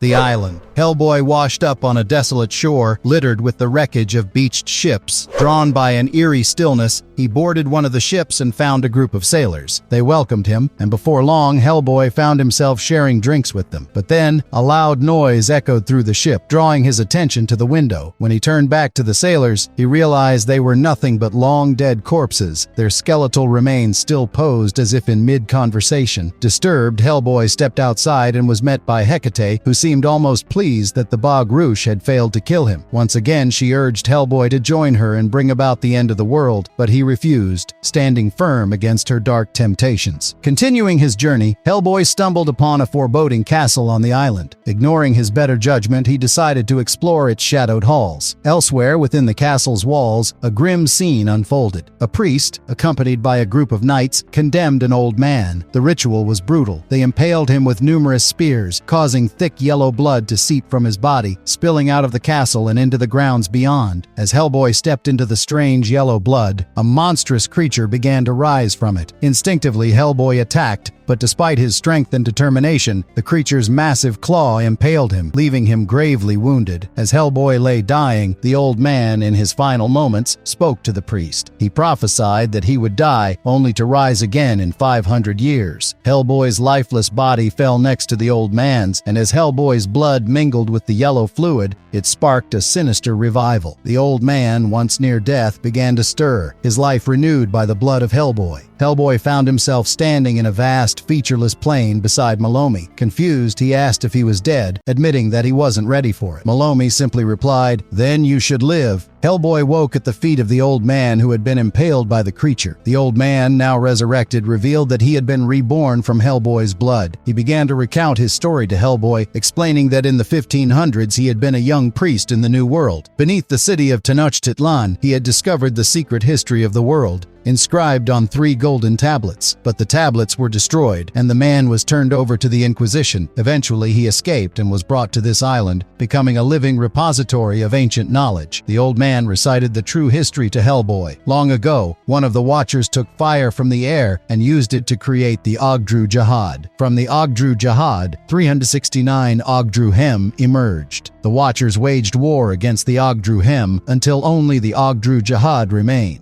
The Watcher who had created them, horrified by his own actions, imprisoned them in the abyss. The other Watchers, fearing his power, killed him and destroyed his body, except for his right hand. Later, the first men, known as the Golden People, built cities in Hyperborea and made this hand their sacred object. King Thoth commissioned a statue to house the hand, but when Hyperborea fell due to the actions of the Black Goddess, the statue was destroyed, though the hand remained. The man told Hellboy that the Ogdru Hem were defeated but still lived, waiting for the day they would awaken and reclaim the earth. He revealed that the frog monsters were the final race of man, destined to raise the Ogdru Hem from the earth. The monster Hellboy had fought was Ergo Hem, born from his own blood. Suddenly, the old man transformed into a demonic creature and attacked Hellboy. The battle spilled outside, where Ergo Hem lunged at Hellboy, but the creature was impaled on a broken ship's mast and died. The ghost of the priest appeared and condemned the old man's soul to hell. Back on the empty plain, Malomi stood with a masked, hooded figure. The figure asked if Malomi understood what he had done, to which Malomi responded, "What is life without risk?" Malomi then expressed his readiness to leave with the man. Hellboy, having survived the encounter, boarded a small boat and set sail, while Hecate watched him from the shore. The epilogue. An old woman and Gruagach were deep in conversation about Hellboy. Gruagach inquired if Hellboy had died, but the woman revealed that Hellboy was very much alive and making his way to England. Gruagach insisted that Hellboy needed to be stopped, though the witches were awaiting their queen, Hecate. Gruagach, intrigued about Hellboy's origins, sought more information. The woman told him that Hellboy's father was a prince of Sheol and his mother was a witch. Despite Hellboy's attempts to live a normal human life, he now faced the reality of his true nature as death approached. The woman cautioned Gruagach that he was unlikely to defeat Hellboy. However, driven by his thirst for revenge, Gruagach vowed to wage war, no matter the consequences, even if it meant bringing about the end of the world. Into the Silent Sea. Hellboy set sail alone in the desolate sea in a dilapidated boat. After traveling for a long time, he finally came up to a big ship named Rebecca, shrouded in darkness. Hellboy entered a trance-like state in the dark fog, and when he came to his senses, he was aboard the Rebecca, captured and chained by the sailors. The captain of the ship brought everyone to display Hellboy, a creature that they had captured. Once he reached the shores, he thought of selling Hellboy to a bidder. One of the sailors, however, revolted. He said that the unholy creature was to bring nothing but doom upon them. He drew a knife and demanded Hellboy to be killed, but instead the captain shot him in the head and finished him. The captain told Hellboy that he was to be famous once again, in the lines of other mythical creatures like the Fiji mermaid. Hellboy was surprised. That was a creature that he heard of a long time ago. He was on a 19th century ship, but he was pretty sure that it was 2001 when he left BPRD and the events of the Third Wish in the island took place. Hellboy fell asleep in the searing heat of the sun. When he came to, a little boy gave him some water. He said that his name was William and his puppy was called Pip. He warned Hellboy to drink fast, otherwise the lady would see them. Hellboy, intrigued on what was coming next, introduced himself as Joe. While the sailors under the deck discussed that Hellboy was the devil himself, William told Hellboy that the lady who talked to the captain was the real devil. Just then, the lady in black arrived. She said that there was no place for devils or myths in modern thought. She said that Rebecca was under her control and asked Hellboy if he would try to escape if she released her. Hellboy assured that there was nowhere to run. The lady revealed that she was from the Heliopic Brotherhood of Ra, and their community thrived on breaking myths. Recently, from the lost city of Tunagar, one of the 7 outpost cities of the ancient Hyperboreans, they discovered a mummy. They made contact with the mummy's soul from the other side, and the soul revealed that they once thrived under a king. However, some of them had resorted to witchcraft out of ignorance. Mistakenly, they had called down the serpent, Heka-Emen Ra, who would open the eyes of men. The mummy said no more. He demanded to be plunged back into the dark. Finishing her story, the lady said that she believed that the serpent still lived, and she wanted to listen to its whispers. Maybe she would be directed to greater discoveries. Meanwhile, under the deck, the corpse of the mutineer killed by the captain came to light. Hellboy tried to reason with the lady that he had seen what misery the forces of darkness could bring, but she remained unfazed, for she thought that she was the truth and light personified. While all these discussions went on, the reanimated corpse killed one of the sailors and tossed his head to the upper deck. Utter chaos ensued. The captain and the sailors tried to contain the abomination, while William took the keys to the chain and freed Hellboy. Freeing himself, Hellboy got into a fierce fight with the monster. Suddenly, there was a huge gust of wind and the ship crashed crashed against a wave. The monster lost its footing. That was when Hellboy took the chains, put it around its neck, strangled it, and threw it into the sea. All the sailors were surprised. Suddenly, there was a huge shift in the weather. From somewhere, a ghostly scream called out to them. The lady screamed to the sailors that she was beckoning them from beyond. While the sailors struggled to keep the ship afloat, amidst the turbulent waves, Hellboy saved the lady and everyone on board. The ship finally came to a standstill as it got impaled into a rocky shore. Soon as the sailors started thinking that it was a safe haven, and just then, a horde of sea monsters from the beyond attacked. They started pulling down the sailors into the water, and then they started climbing up the ship. Hellboy put William up in the rigging and went to save Kip. He picked Kip up in one hand, and with the other he used a broken beam to keep off the monsters. The lady commanded the captain to rouse the crew and light the beacon. When she saw that most of the sailors were incapacitated, she herself lit the beacon into the sky. The dead mutineer climbed aboard but was impaled by Hellboy. The lady then told Hellboy that she, the serpent of Amun-Ra, had arrived. As the serpent rose up from the sea, it partially engulfed the ship. The lady went close to it and asked it to tell her the secrets, for she was ready for the truth. But then she realized that the serpent was not what she thought. As Hellboy and the others watched in horror, the serpent engulfed the lady and took her to the bottom of the sea. Even the sea monsters left the ship and dropped into the ocean. William, sitting on Hellboy's shoulder, asked if it was over. Hellboy asked the same to the sailors. The sailors all repeated that it was over, and then all of them, including William and Kip, turned into bones and ashes. Hellboy himself also started withering away into dust. Just then, the dream broke. He was still lying on his small boat, which was banked against a dilapidated Rebecca stuck on the rocks. Without further delay, Hellboy sailed away from it. The Troll Witch and Other Stories. The Penanggalan. In the year 1958, Hellboy traveled the dense, humid landscapes of Malaysia. His friend Dr. Herwood lived there and wrote a letter to him as the killings started in his village. Hellboy encountered a young Malay girl. As they walked together, she began to share an unsettling tale from the village's past. The girl narrated the history of Penanggalan. The first of her kind was an elderly woman. One day, during her religious rituals, she was suddenly startled by a stranger and accidentally knocked her own head off. Her head and organs then flew up into a treetop, transforming into a demon. The girl explained that in the past, the villagers had learned to live with the Penanggalan, appeasing her with offerings and rituals. But as the years passed, the older generation who knew the ways to pacify the demon died off, and the Penanggalan returned, bringing terror once more and drinking their blood. Determined to help, the girl led Hellboy to a dark, damp cave deep in the jungle. There, he saw the body of a Penanggalan lying motionless, but something didn't sit right with him. He sensed that this wasn't the demon currently terrorizing the village. He turned to question the girl, but what he saw sent a chill down his spine. The girl's headless body collapsed to the ground. In that moment, the young girl turned into a Penanggalan, her head and organs writhing as they broke free from her body. The demon attacked Hellboy, wrapping him in a tangle of viscera and flesh. But Hellboy was quick. He fought his way free and burst out of the cave just as the first rays of the morning sun pierced through the trees. The sunlight struck the Penanggalan, and with a final shriek, she was destroyed, reduced to nothing but ash.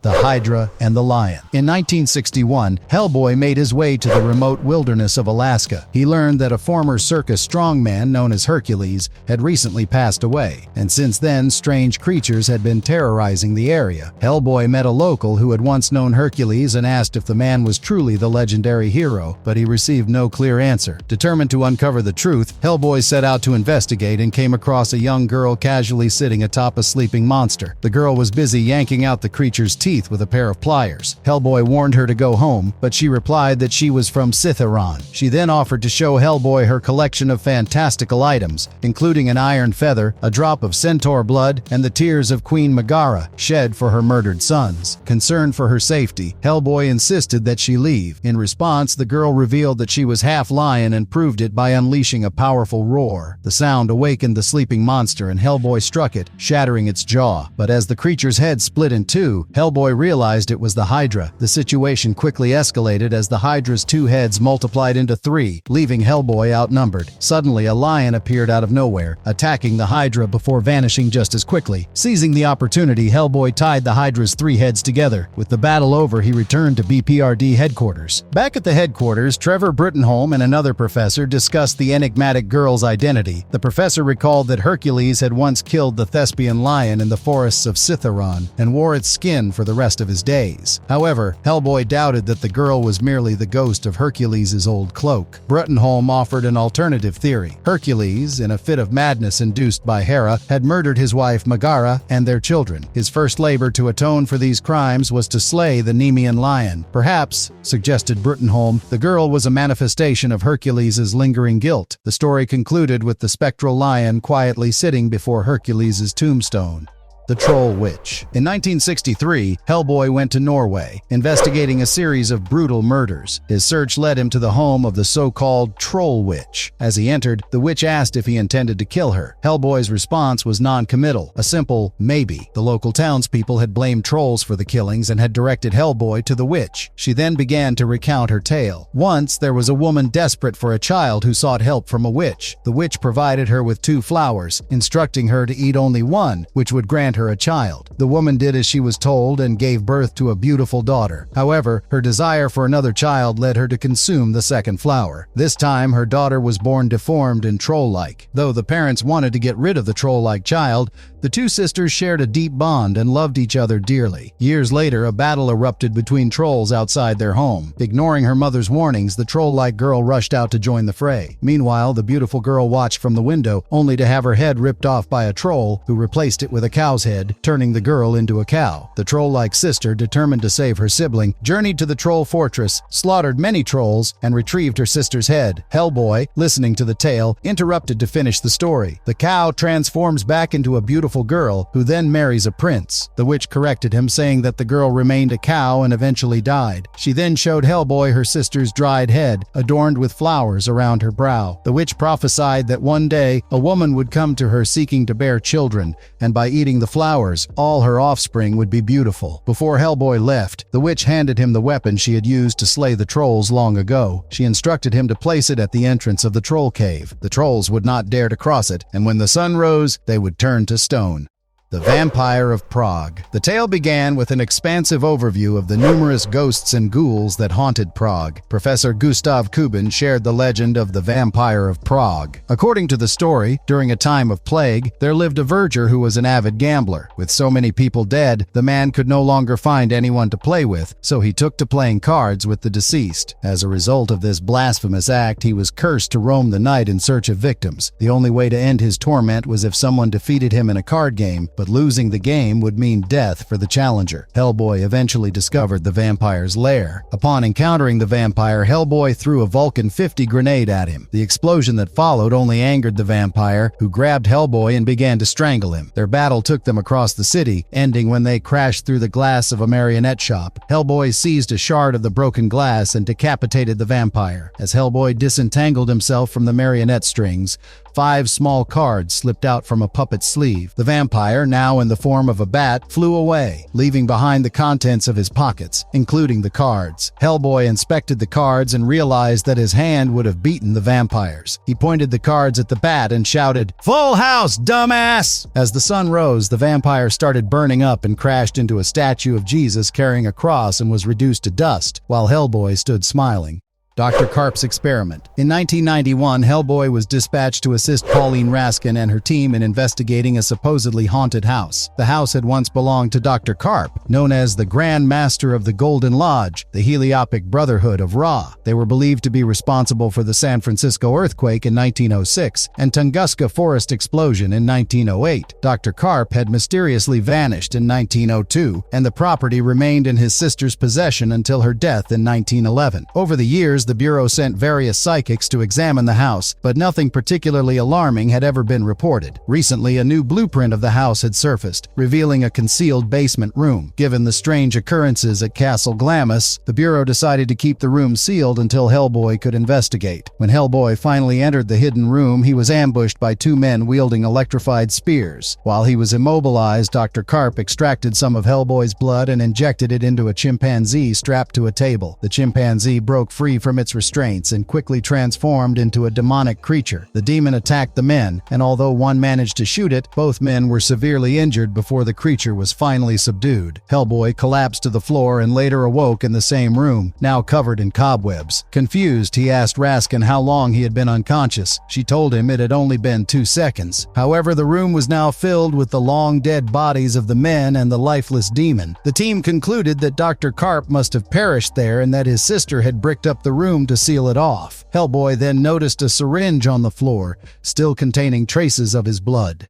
The Ghoul, or Reflections on Death and Poetry of Worms. One evening in 1992, Mrs. Stokes, an elderly woman, sat quietly watching a puppet show of Shakespeare's Hamlet. Meanwhile, the BPRD had dispatched Agent Pauline Raskin to speak with Mrs. Stokes. Her husband, Edward, was out late that night, and Raskin presented her with a series of photographs taken in a cemetery. Mrs. Stokes recognized her husband in one of the images, but she was puzzled by what she saw. At the Hammersmith Cemetery, Edward Stokes wandered among the graves, reciting poetry. Hellboy suddenly appeared, startling Stokes, and asked if he would come quietly. Instead, Stokes fled, with Hellboy in pursuit. As he ran, Stokes began to reveal his true monstrous form, baring his large, inhuman teeth. All the while, he continued to recite his poem as Hellboy pursued him, exchanging blows throughout the cemetery. Stokes was a cannibal and a monster, and Hellboy rebuked him for it. At one point, Stokes tore off his shirt and dived into a tomb. Stokes was grotesquely devoured by maggots, and in the story of Hamlet, the prince reflected on the fact that, in the end, maggots consume everyone, whether king or beggar. Macoma. On August 16, 1993, at the Explorers Club in New York, Hellboy had a conversation with Professor Ali T. Coleman about Coleman's recent archaeological work in Africa. Coleman had been forced to leave his dig site because of a sandstorm, but had managed to recover several artifacts, including a mummy. Hellboy mentioned that he had only traveled to Africa once. The club members reminded him that he had visited Africa in 1947 with Trevor Bruttenholm, whose recent expedition was now considered lost. Hellboy then recalled his childhood in Africa, remembering a giant rhino calling his name. The mummy suddenly spoke to Hellboy, urging him to travel to a forgotten city and the tomb of its kings. As Hellboy explored the ancient ruins, the mummy narrated the legend of Macoma. He fell asleep while listening to the tale. Macoma, who had been born with the ability to speak and had named himself the greatest and fearless one, was thrown into a crocodile-infested pit. The following day, he emerged fully grown, wielding an iron hammer and surrounded by the dead crocodiles.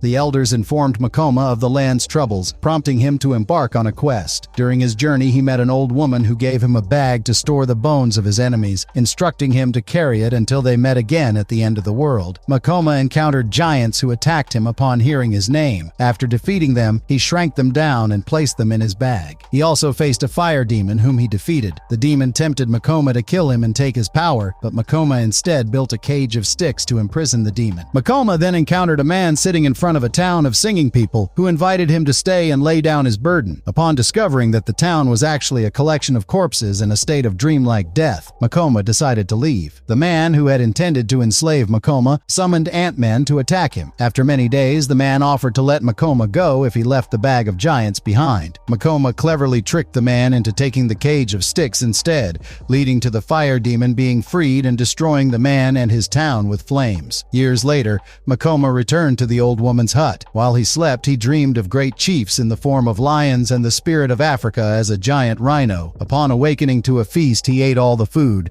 later discovering that he had consumed the giants. He looked into his bag and saw a boy standing on a pile of bones. The woman revealed that the boy had been possessed by the fire demon before Macoma had restored him to life. Macoma continued his journey until he faced a seven-headed dragon. Both he and the dragon perished in combat, resulting in a new world being created from his bag, with the boy emerging last. Shifting back to the present, the mummy in the ruins revealed to Hellboy that he had been that boy and that he had built the city as a tribute and resting place for Macoma. After telling his story, the mummy crumbled into dust. Coleman held Hellboy responsible for the destruction of the mummy. As a consequence, Hellboy was expelled from the Explorers Club. Professor Coleman led several expeditions to Africa but never rediscovered his lost city. Darkness Calls. Chapter 1. In an Italian crypt, Igor Bromhead performed a dark ritual, chanting around a cauldron filled with blood to summon the goddess Hecate. When she materialized, Bromhead used her hidden name, Ilsa Hauptstein, to cast a binding curse upon her. Hecate was taken aback by his knowledge of this secret name. Bromhead then disclosed that Hecate had been betrayed by her former lover, Vladimir Jurescu, whose skeletal remains rested in the crypt. Meanwhile, in England, 3 witches convened within a circle of ancient stones. One of the witches, recently returned from Castle Jurescu, had brought with her 2 of Hellboy's shattered horns. They had carved one of these horns into a likeness of Hellboy, which they used to summon him. Elsewhere in England, Hellboy had been staying with his old friend Harry Middleton for a month. Deciding to take a brief stroll, Hellboy found himself followed by a number of cats as he ventured into a nearby forest. 3 individuals, 2 men and a woman, approached him. They informed Hellboy that this area had once been the site where Henry Hood, a notorious witchfinder from the 1640s, had hanged 3 women. Hood had met a grim fate himself, his eyes gouged out with copper coins and buried alive in an unmarked grave. A flashback revealed the hanging of the women, with one of them cursing Hood with her final breath, condemning him to eternal unrest. The 3 strangers proceeded to the women's grave and poured a mystical potion over it, bringing the witches back to life. They warned Hellboy that an unprecedented gathering of witches was being prepared, all in his honor. Chapter 2. In England, the witches continued their dark ritual, determined to both bind Hellboy and awaken the 3 hanged witches from their eternal slumber. As the earth trembled, the 3 witches clawed their way out of their graves. At the same moment, the vengeful spirit of Henry Hood emerged and launched a fierce assault against the resurrected witches. Hellboy tried to reason with Hood, asserting that they shared a common cause. However, Hood, steadfast in his refusal to align with the demon, pressed on with his attack. With a renewed curse from the resurrected witch, the witches lifted Hellboy into the sky, soaring high above. The night sky soon became a spectacle of dark magic as more witches joined their flight, all heading towards the Grand Sabbath at Leeds. Hellboy pleaded for his release, but the witches told him their assembly was intended for his benefit. In a desperate bid for freedom, Hellboy shot the witch carrying him and plunged through the roof of an ancient church. When he came to, Hellboy found himself encircled by the very witches he had hoped to escape. They revealed that Igor Bromhead had trapped Hecate in a misguided attempt to claim her power and become a ruler. Now that Hecate was gone, the witches proposed that Hellboy take her place as their new king. Hellboy refused their offer, and the witches, though disappointed, agreed to a truce. They would meet at night, but Hellboy vowed to oppose them during the day. As he left, the witches shuddered in fear. Just then, Koku, a servant of Baba Yaga, appeared and offered to transport Hellboy away for good. The witches agreed, and Hellboy stepped out of the church into a realm blanketed in snow. Baba Yaga, seething with vengeance, watched as a group of fallen warriors closed in on Hellboy.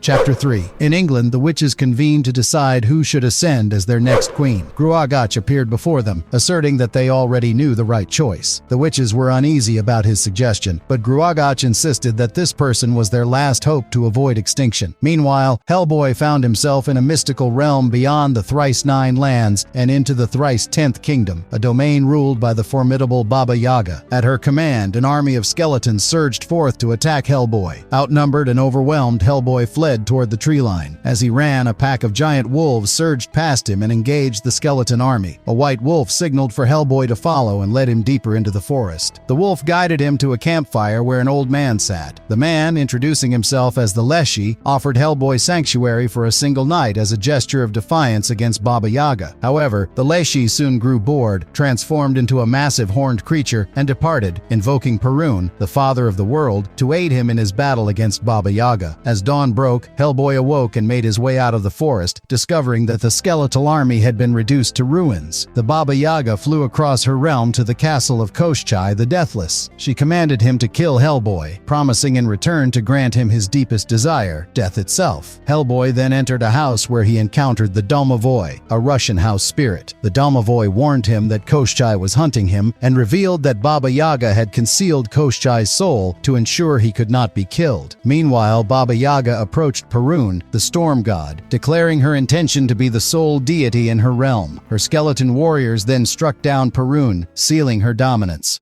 Chapter 4. Gruagach made his way down into the depths of a cavern hidden beneath an ancient English church. The two other Frey accompanied him. The air was thick with the weight of history, and as they ventured deeper, they found a slumbering giant. With a slow and deliberate motion, Gruagach woke the giant from his deep sleep and handed him a letter, one that bore the mark of the witches of Britain. The giant, though wary and uncertain, followed the instructions within the letter and descended into a pit, ready to release the prisoner held there. At the same time, Hellboy was sitting in a quiet house. The stillness shattered as Koshai crashed through the door with a ferocity that set the entire house ablaze with their battle. They fought from room to room, the clash of steel echoing through the walls. In a swift move, Hellboy managed to snatch Koshai's sword and struck, severing his head from his body. But Koshai was no ordinary foe. He simply picked up his head and placed it back on his shoulders as if it were a minor inconvenience. Then, without warning, a small girl appeared, and with a burst of brilliant light, she drove Koshai back. Hellboy, ever the opportunist, took the chance to drive the sword into Koshai and pin him to the ground. With the girl by his side, they fled the house. As they caught their breath, the girl introduced herself as Vasilisa. She told Hellboy the story of how her mother had once gifted her a doll that mysteriously helped her with her chores. This unexpected assistance angered her stepmother, who sent her on a perilous journey to Baba Yaga's hut to fetch fire. Thanks to the doll, Vasilisa survived the deadly encounter and was rewarded with a skull that held a burning light. Now, using the glow from the skull, she guided Hellboy to a hidden door perched high on a cliff, a way for him to escape the madness that surrounded them. But before they could reach safety, Koshai struck once more. An arrow flew through the air, piercing Vasilisa and wounding Hellboy. As the girl lay dying in Hellboy's arms, she whispered that he could finally go home. She recalled how, in her later years, her doll had given her two final gifts, a handkerchief and a comb. With her last breath, she passed these treasures to Hellboy. But when he looked down, Vasilisa had vanished, leaving only a small doll with an arrow through its chest where she had been. Hellboy barely had time to mourn as Koshai, relentless as ever, rode up, prepared to continue their deadly fight. Chapter 5. Koshai, aware of his own immortality, told Hellboy that he could not be killed and urged him to surrender, promising a swift and clean death. In response, Hellboy hurled Vasilisa's comb at Koshai. As the comb touched the ground, it transformed into a dense forest of trees, trapping Koshai within. Watching from a distance, the Baba Yaga was furious at this unexpected turn of events, but declared that Hellboy now belonged to her. Meanwhile, in England, Gruagach observed as the giant retrieved a box containing her dismembered body, a gruesome task carried out by the witches. With his duty fulfilled, the giant returned to his pit, distancing himself from the ominous events that were about to unfold. As Gruagach exited the church, he noticed a small bird and told it that its mistress must choose a side, for his new queen was coming. From afar, King Dagda watched and ominously predicted that the fairy would not survive the approaching storm. The Baba Yaga, still seething, summoned Koshai's soul, which had been hidden within a goat, to her. She breathed her dark power into it, causing Koshai to radiate with a menacing red glow, and ordered him to kill Hellboy. Despite Koshai's plea for release, the Baba Yaga asserted her control over him, infusing him with even greater power and transforming him into a towering giant bent on destroying Hellboy. Chapter 6. The Baba Yaga channeled even more power into Koshai, fueling his dangerous battle against Hellboy. As Koshai momentarily weakened, Hellboy seized the chance and tried to reach the opening back to the real world, but the Baba Yaga, determined, continued to infuse Koshai with strength. When she attempted to give him even more power, she realized she had exhausted her reserves. Desperate, she removed the acorn containing the remnants of Rasputin's soul from around her neck, but Koku snatched it away and hurled it into a fire. In a final desperate move, Koshai threw his sword into Hellboy's back. As the blade struck, Hellboy dropped Vasilisa's handkerchief. The handkerchief hit the ground and instantly transformed into a torrent of water, sweeping Koshai away. The Baba Yaga, defeated and despairing, could only watch as Hellboy stepped through the gateway back to the church in England. Before leaving, Hellboy glanced back and saw the ghost of Vasilisa. With a heavy heart, he exited the church, where Henry Hood awaited him in the nearby cemetery. Hood, on the brink of crumbling to dust, urged Hellboy to finish it. As Hood disintegrated, Hellboy noticed that the name Igor Bromhead was carved into the hilt of Hood's sword. Hellboy then made his way to Italy, where he found Bromhead, now transformed into a monstrous, bloated figure. Bromhead confessed that he had swallowed the moon but was unable to contain its power. He pleaded with Hellboy to end his suffering, and as he died, he had a vision of Hellboy leading the army of hell. Back in England, Gruagach dragged the box past King Dagda. Dagda warned him that the box would only bring evil into the world, but Gruagach refused to listen. In the heat of their argument, one of the Fae accompanying Gruagach impulsively stabbed and killed Dagda. Horrified by his actions, the Fae took his own life. The remaining Fae were left in stunned silence. Gruagach seized the moment, declaring that while Dagda would be mourned, the Queen of Blood was about to rise. Epilogue 1. A letter from Hellboy arrived for Kate Corrigan, Abe Sapien, and Liz Sherman. Liz noted that Hellboy was unaware of several recent events involving the BPRD, such as the situation with Ben Damio, the frogs, and what happened to Roger. Kate reminded them that Hellboy had been absent for 6 years. The letter mentioned that Hellboy was staying with Harry Middleton, which Abe found strange, pointing out that Middleton had died in 1984. Kate expressed her unease, saying that it didn't sound right to her. Epilogue 2. Shrouded in a cloak and mask, Sir Edward Grey stepped into Hecate's tomb. He requested that Hecate recount her story from her own perspective. Initially, Hecate manifested as a strikingly beautiful woman and journeyed to Gorinium, the capital of Hyperborea. King Thoth had uncovered the secrets of the universe through 3 angels, yet chose to keep this knowledge from his people. In defiance, Hecate slew the angels and unveiled their secrets to everyone. Grey observed that the men misused this knowledge for evil, but Hecate defended her actions, stating she had simply given them the freedom to choose. Enraged by her defiance, King Thoth uncovered what she had done and cursed her, turning half of her body into a serpent and condemning her to dwell in darkness. Hecate then disclosed that she would await the day when Hellboy would call upon her, prophesying that Hellboy would lose his way in the coming war. She informed Grey that it would be his fate to find Hellboy and that Hellboy would both redeem and destroy him. Hecate warned that Grey would endure great suffering before his death and that he would be forced to commit evil in the name of good. With these parting words, Hecate wished Grey well and took her leave.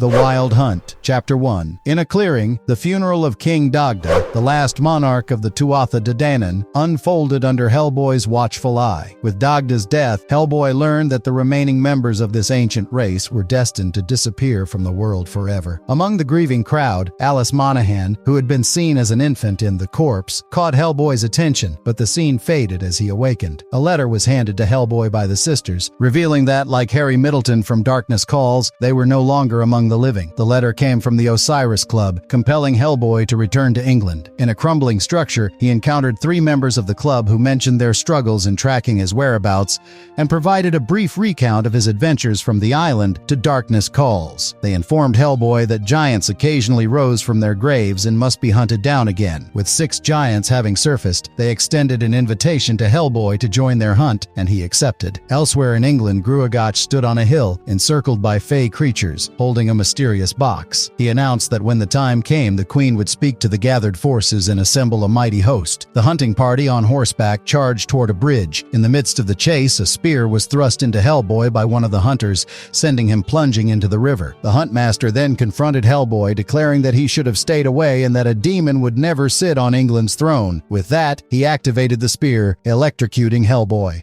Chapter 2. Hellboy lay impaled on the riverbank, a spear piercing through him. He cried out in agony, and as if by some dark magic, the world around him shifted. Suddenly, he found himself in a dimly lit room filled with the eerie presence of dead knights. At the center of the room, a figure sat motionless, crowned with a red dragon emblazoned on his mantle. With a jolt, Hellboy awoke, still in the river, but now surrounded by the lifeless bodies of the hunters who had pursued him. A bird fluttered nearby, speaking in a voice that told him he had been made invisible by a flower given to him by its mistress. Realizing his advantage, Hellboy made his way back to the giants. With a defiant gesture, he threw down the enchanted flower and charged at them, ready for battle. Meanwhile, Gruagach, in the shape of a boar, was approached by Astaroth, who appeared as an old man. Astaroth questioned him about his beastly form, prompting Gruagach to recount his story, including the events that transpired in The Corpse. In response, Astaroth handed him a golden cup, veiled and heavy with the blood of an entire village. Gruagach carefully poured the blood into the box he carried, and from the crimson pool a blood-soaked woman slowly rose, her presence dark and foreboding.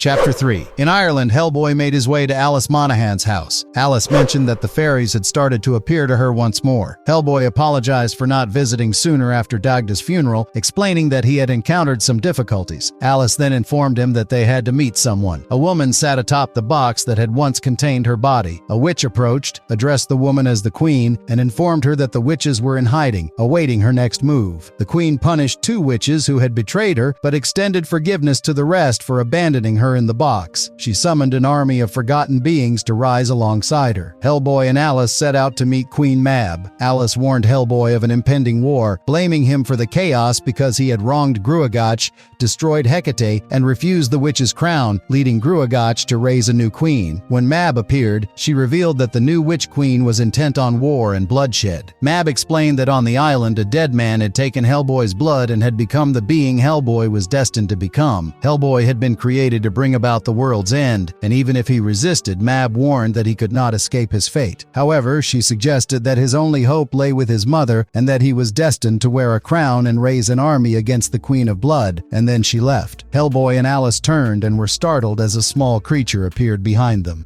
Chapter 4. Hellboy recalled the time during the hunt when he slaughtered the giants. He saw himself sitting atop their corpses with his horns growing back. As his trance broke, the creature who startled them introduced himself as Edmund, Duke of Gloucester. He guided Alice and Hellboy between worlds. Along the way, Alice asked Hellboy what it was like to be dead, but he couldn't recall his experience or how he came back. Edmund inquired about a goddess named Bac Annis, who had once lived under a tree in Leicestershire, a creature Hellboy had killed in 1962. Her followers, small men, rose from the ground and attacked Hellboy. Edmund accused Hellboy of being a murderer and demanded to know how many powerful beings he had slain. The little men hurled small poison spears and one struck Alice in the hand. 3 doves then arrived, scaring away the attackers. Edmund himself was completely ridden with the spears and died instantly. The doves transformed into 3 women who told Hellboy and Alice that their lady possessed medicine that could help. They then transported them to the outside of a castle surrounded by a moat of fire, and Hellboy swore, "Holy crap."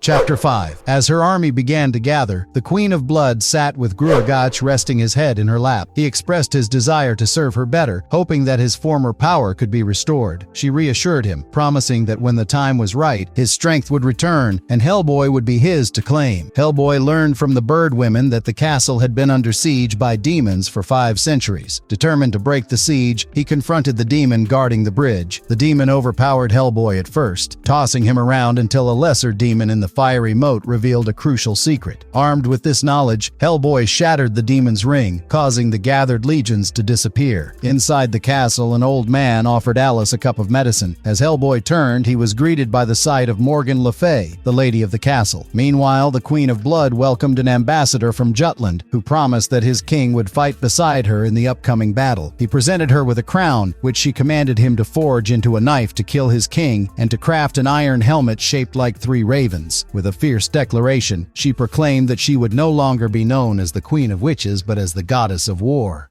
Chapter 6. Seated at a table, Hellboy, Alice, and Morgan Le Fay engaged in conversation. Morgan inquired if Hellboy was aware of her true identity. In response, Hellboy identified her as King Arthur's half-sister and the mother of his only son, Mordred. He recounted the tale of how Mordred and Arthur killed each other in battle, and how Arthur's knights pursued and killed Mordred's 3 sons. However, Mordred's daughter survived, continuing a line of daughters who were all witches. Morgan then revealed that the last daughter in this line was Sarah Hughes, Hellboy's mother. She explained that in 1574 Hughes married the demon Azael, and despite attempting to repent on her deathbed, her human children were killed, leaving Hellboy as the sole heir to King Arthur and the rightful king of Britain. Morgan then guided Hellboy through a door into a meadow surrounded by hills. In the center of this meadow, a small pool held a sword embedded in a stone. She told Hellboy that because he had died and returned to life, the noble dead of Britain would now follow him into battle. When Hellboy asked Morgan about the true identity of the Queen of Blood, Morgan revealed that she was Vivian, also known as Nimue, the sorceress who had charmed Merlin and stolen his power. Over time, the call of the Ogdru Jihad drove her mad. Though other witches killed her, she had returned, consumed by a thirst for blood. Hellboy then had a flashback to when he killed the giants. He glimpsed the potential within himself to become the beast of the apocalypse, but rejected that fate by breaking off his horns. Morgan assured him that with the sword, he could save his people. Noticing that Morgan now appeared as a decayed corpse, Hellboy asked why she cared about the world's fate. She replied that although her son Mordred should have been king, it would now be Hellboy who would take that place.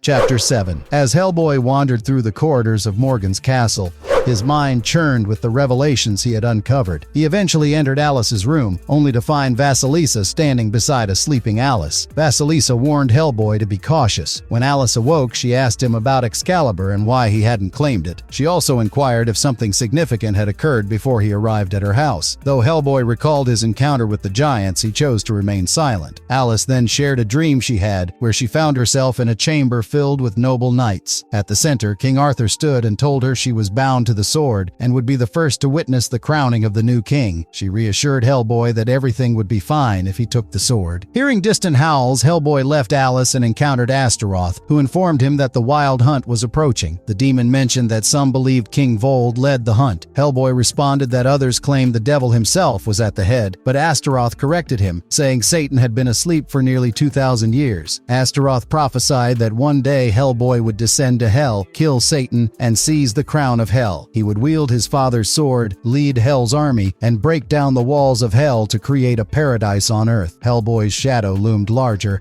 ominously affirming that these events would come to pass. The shadow bore Hell's crown and wielded its sword. As Hellboy struggled against his shadow, Astaroth urged him to take up Excalibur to prevent Nemu's blood-soaked apocalypse, insisting that one sword would lead him to the other. The shadow grew enormous and overpowered Hellboy. In a sudden burst of fire, Hellboy expelled Astaroth and the shadow. The flames vanished, leaving Hellboy standing alone in the smoldering remains of the castle.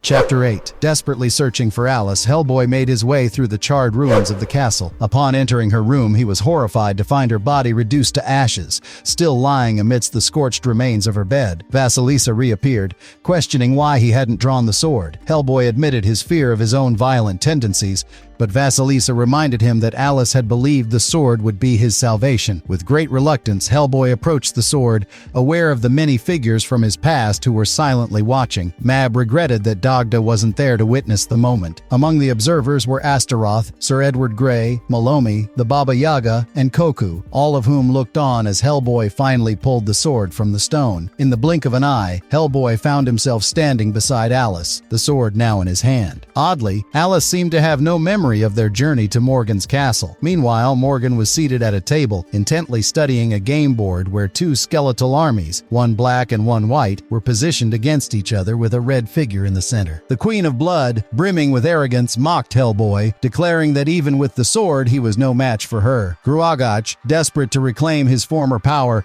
begged the queen for restoration, but she angrily rejected him, casting him out of the camp. In a distant, dimly lit room, members of the Osiris Club huddled around a crystal ball, closely monitoring Hellboy's every action. When two members attempted to reach the Prime Minister, they were abruptly gunned down by their fellow members. The surviving men revealed themselves as the original 7 founders of the club, dating back to 1866, when Larzad had appeared to them, predicting the arrival of a king. Their ultimate plan was to sever Hellboy's right hand and use it for their own elevation. The original 7 mercilessly eliminated the remaining new members, leaving no survivors. In a far-off mountain forge, the relentless sound of hammers rang out. A king had been slain, his heart pierced by a jeweled knife. A short man, weeping as he worked, pounded away at the forge, finally lifting a helmet shaped like 3 ravens.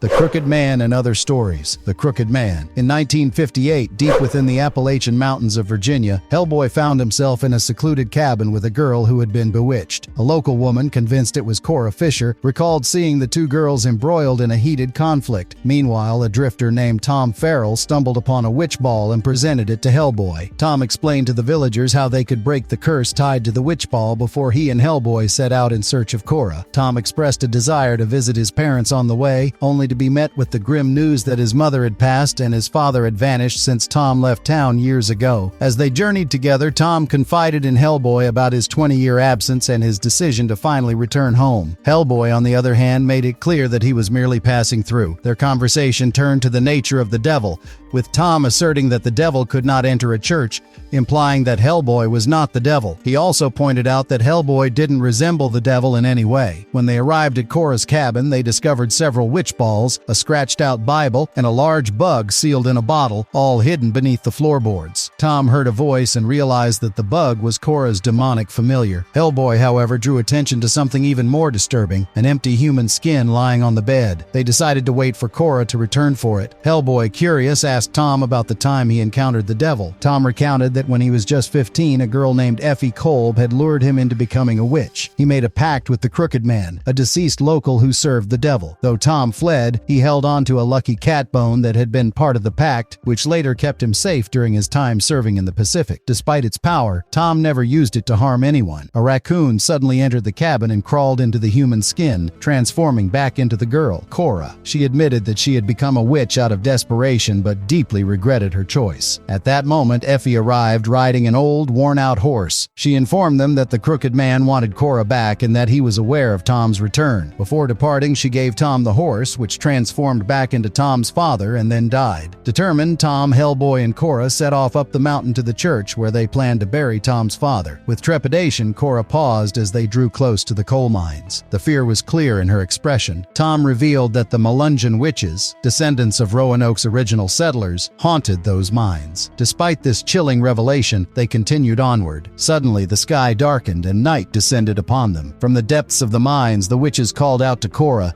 their eerie voices filling the air. Without warning, Cora's body dissolved into a seething mass of insects, snakes, and frogs that swarmed over Hellboy. Drawing on the power of his lucky bone, Tom managed to disperse the swarm. At that moment, Effie materialized, mocking Tom and insisting that the Crooked Man had claimed him, whether he acknowledged it or not. Hellboy silenced her with a shot. Reaching the church at last, Hellboy and Tom were greeted by the priest, who informed them that a girl had already predicted their arrival. He also pointed out that Cora's ghost now lingered inside the church. As the conversation continued, witches began to encircle the church grounds. The priest reassured them, noting that the witches did not possess the power to cross into the holy ground. But just as Hellboy prepared to confront them, the Crooked Man appeared, asserting that he had come to collect Tom's debt and that Hellboy posed no threat to him. Tom was reminded by the Crooked Man of their pact, with the Crooked Man insisting that the time had come for Tom to fulfill his part of the bargain. The priest, resolute, declared that Tom now belonged to the Lord, but the Crooked Man did not waver. As Hellboy grew tired of the Crooked Man's persistence, he stepped out of the church, only to be struck by pickets that flew off the fence, stabbing him. The priest, now furious, called out the Crooked Man by name, daring him to either enter the church to take Tom or return to hell. The Crooked Man, undeterred, tried to tempt the priest into surrendering Tom. A treasure erupted from the floor of the church, but the priest remained steadfast. Next, the Crooked Man restored the priest's youth by 20 years and even returned his sight, but the priest stayed unmoved. In a final effort, the Crooked Man resurrected a young woman, hoping to sway the priest. Meanwhile, as the dead buried in the churchyard began to rise, remembering their sins under the witches' incantations, Hellboy and Tom fought them off. Tom was then offered a new deal by the Crooked Man, who taunted Hellboy by calling him a devil. It suddenly dawned on Reverend Watts that the Crooked Man's true goal was not Tom's soul, but rather the cat bone Tom carried, a bone infused with demonic power. The Crooked Man, ever greedy, couldn't stand the idea of Tom holding on to even a small piece of that power, especially unused. Watts took the bone from Tom, infused it with the Holy Spirit, and expelled its evil. The shovel was then consecrated by Watts, who handed it to Hellboy. Hellboy struck the Crooked Man, causing him to vanish instantly, and the witches fled. At dawn, Tom's father was buried by the priest Tom and Hellboy. Afterward, the woods were ventured into by Tom and Hellboy to dispose of the cat bone. Inside the Crooked Man's house, they discovered a tentacled horror clutching jars of money. The bone, now consecrated, was tossed to the Crooked Man by Tom, causing both him and his treasure to disappear. Effie was encountered by Hellboy as they made their way back to the church. With the Crooked Man gone, she had aged into an old woman. A bit and bridle were placed on her by Tom, transforming her into a horse. Before leaving, they painted "Beware, I am a witch" on her side.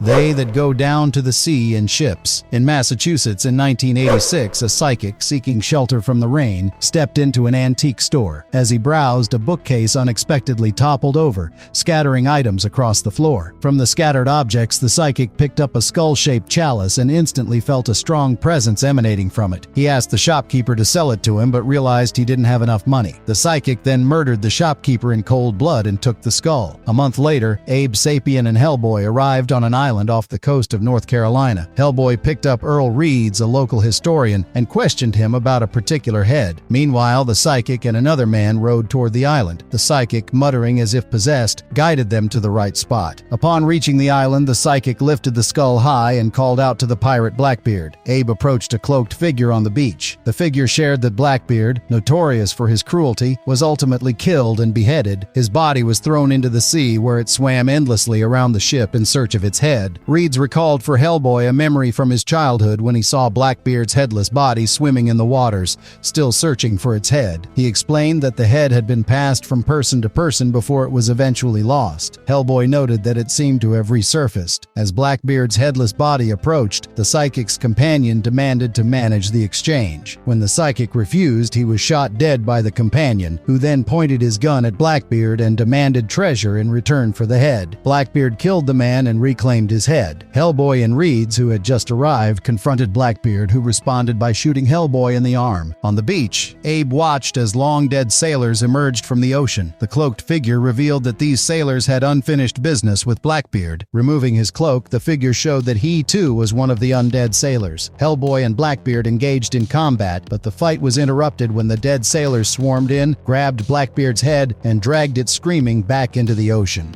In the Chapel of Moloch. In 1992, Hellboy landed in Portugal, where an art agent introduced him to a troubling situation involving his friend Jerry, a painter. Jerry and the agent had taken up residence in an ancient house with a chapel attached, where Jerry had been working fervently. Recently, Jerry had become frail, confined to his bed during the day, yet he was driven to spend his nights in the chapel, consumed by his work. Hellboy was shown a large, horned monster statue that Jerry had been obsessively crafting at night. The agent mentioned that Jerry had been calling out Moloch during his sculpting sessions. Recognizing the name, Hellboy revealed that Moloch was a deity from the Bible to whom child sacrifices were once made. Upon investigating the chapel, Hellboy discovered the emblem of the Order of the Knights of St. Hagen, renowned for their witch-hunting endeavors. As Hellboy scraped the statue, blood trickled from the wound. Determined to uncover the mystery, Hellboy and the agent decided to stay in the chapel until nightfall to observe Jerry's activities. From a concealed hole in the floor, a decrepit figure emerged,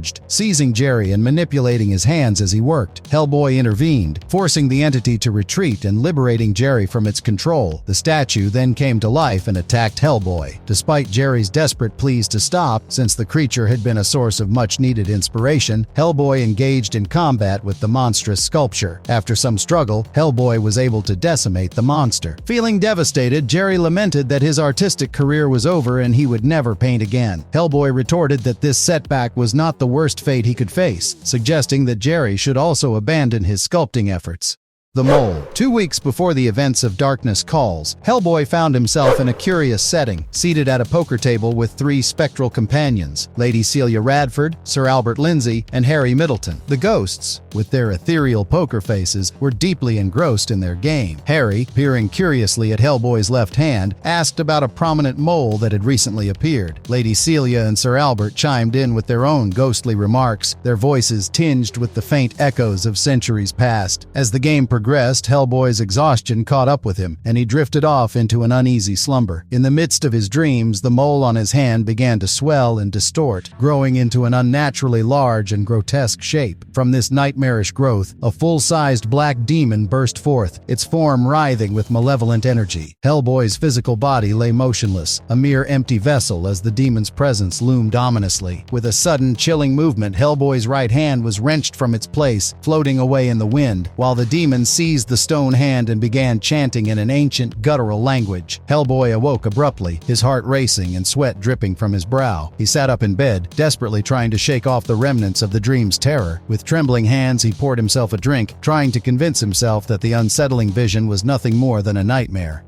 The Bride of Hell and Other Stories. Hellboy in Mexico, or A Drunken Blur. In 1982, the BPRD was due to pick up Hellboy and Abe Sapien in Mexico. Seeking shelter from the relentless sun, the duo found refuge in a nearby abandoned building. There, amidst the grime and cobwebs, they discovered an ancient statue of the Virgin Mary, surrounded by faded images of Mexican wrestlers, or luchadors. Abe's attention was drawn to one particular photo of Hellboy with three luchadors, and he couldn't resist asking Hellboy about it. With With a wry smile, Hellboy began to share a tale from 1956. At that time, Hellboy had been sent to Mexico to address a surge of supernatural activity. The situation was grim, with numerous casualties. Partnering with 3 luchador brothers who had received a divine vision from the Virgin Mary, Hellboy embarked on a mission. The vision had instructed the luchadors to forsake their wrestling careers and combat monsters instead. Together, they fought supernatural creatures by day and celebrated their victories with revelry by night. One tragic evening, the youngest of the luchador brothers vanished. Despite their diligent search, the remaining brothers could not locate him. Soon, Hellboy received a disturbing message directing him to a Mayan temple where he would face an evil luchador named Camazotz, who turned out to be the missing brother. Within the temple, Hellboy confronted a horde of zombies and monsters. Camazotz revealed his true identity as a vampire beneath his mask. In a dramatic confrontation, Hellboy drove a wooden stake through Camazotz's heart, killing him but also returning him to his human form. Following the burial of the deceased brother, the luchadors left, and Hellboy, deeply affected by the events, fell into a prolonged period of drunken stupor until the BPRD eventually rescued him. In 1982, as Hellboy and Abe prepared to leave Mexico with the arrival of their helicopter,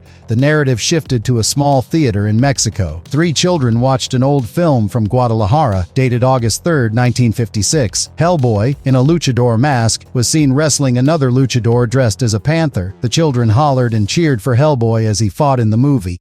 Double feature of evil. In a dilapidated old movie theater named Unilux Cinemas, a horde of zombies sat hunched in their seats, their rotting eyes fixated on the screen. The flickering images on the screen were from a double feature of Hellboy's adventures, Sullivan's Reward. In the year 1960, Hellboy journeyed to Kansas to meet a man named Mr. Sullivan at Bill's Diner. Sullivan shared a strange tale while they had coffee. Once a heavy drinker, his life changed when a mysterious stranger handed him the deed to a house. Sullivan's alcoholism subsided as if by magic. He started believing from his heart that he had to take the ownership of the house. He reached the location and asked the people living nearby about the house, but they knew very little about it, just that a family had moved there but they didn't stay for long. While investigating the house, Sullivan found a skeleton in cobwebs. Surprised and scared, he started running when 3 gold coins fell from the stairs. He had nightmares that night, and next morning his alcohol craving had returned. Sullivan soon discovered that by imprisoning someone in a particular room within the house would kill the person and reward him with gold. He locked up an old woman in that room and was rewarded. He told Hellboy that the house made him feeded almost 40 people from the town since the last 2 years. He escorted Hellboy to the house. Sullivan, however, had deceitful intentions. He tricked Hellboy into entering the deadly room and locked him inside. Inside, Hellboy encountered the vengeful spirit of the house's original builder, who was worshipping the elder gods and asked for the boon to live forever. He changed into a giant monster and attacked him. Meanwhile, outside, Sullivan awaited his reward. A massive pile of gold intended for Sullivan fell from the stairs and crushed him to death. Hellboy managed to escape the room. The soul of the malevolent owner spoke through his portrait and ordered Hellboy to get out of his house. However, Hellboy had other plans. He broke open the floor and found a giant corpse, with its innards still intact. Hellboy took up a sharp piece of wood and staked the monster corpse through the heart. As he did, a river of blood splattered all over and the cursed house crumbled to the ground. As the features ended, the zombies watched in awe. The House of Sebek. It was 1960, a murky night at Yale University, Northborough, Mass. The Egyptian gallery at the T.S. Amundsen Museum of Art lay astray. All the containers of the pharaohs were broken, as the insane gift shop owner named Donald chanted prayers to the ancient Egyptian god Horus to protect him. He had taken a lady captive, and Hellboy was at the scene trying to reason with him. As the mummies came to life, Donald ran scared and entered the temple of an old god, Sebek, screaming for protection. Hellboy destroyed 2 reanimated mummies, freed the lady, and started following Donald, but the lady implored him to stop. She said that Donald thought of himself as a priest of Horus, but mistakenly he entered the temple of Sebek. It was a real temple that the museum had facilitated, and in that temple Donald was praying to Horus. She pointed out that there was a lot of enmity between the old gods. Inside the temple, as Donald prayed to Horus, the statue of Sebek, the god with an alligator head, came alive. Angered to the core, it devoured Donald. When Hellboy and the lady entered the temple, they discovered the statue of Sebek, with a river of blood running down its mouth. Hellboy surmised that it was never a good idea to piss off a god with an alligator head. As the feature ended, the zombies clapped in awe. The Sleeping and the Dead. In 1966, Hellboy chased a female vampire through the shadowy hallways of an English inn. After a tense standoff, he shot her and she fell outside through the window. Hellboy followed the lady to ensure she was truly dead. She changed into a white bat and tried to fly away, but fell down to the ground due to her wounds. To his shock, he found an older man standing over her lifeless form. As Hellboy sat down to make sure that the vampire was dead, the man raised his gun and shot Hellboy in the face, plunging him into darkness. When Hellboy awoke, he traced the man to his home, where he uncovered the dead woman and the man's tragic tale. A long time ago, the vampires had made a pact. They would create new vampires and increase their army, but they would leave humanity alone. Once all the humans had forgotten of their existence, they would attack with their armies and wipe humanity from existence. One such vampire had traveled to their house in the guise of a distant relative. The man, revealing the woman as his sister Catherine, explained that she had been transformed into a vampire by that man. The vampire also enslaved him and tormented his younger sister Mary and transformed her into something else. Fearing that the death of his sister would enrage the older vampire, the man had led Hellboy into a trap involving the other sister, a creature caught between humanity and vampirism. Hellboy then ventured into the grim, shadowy space beneath the house, where he engaged in a fierce struggle with Mary. Meanwhile, two BPRD agents, having met up with a local informant who had helped Hellboy before, arrived on the scene. As darkness enveloped the night, the older vampire,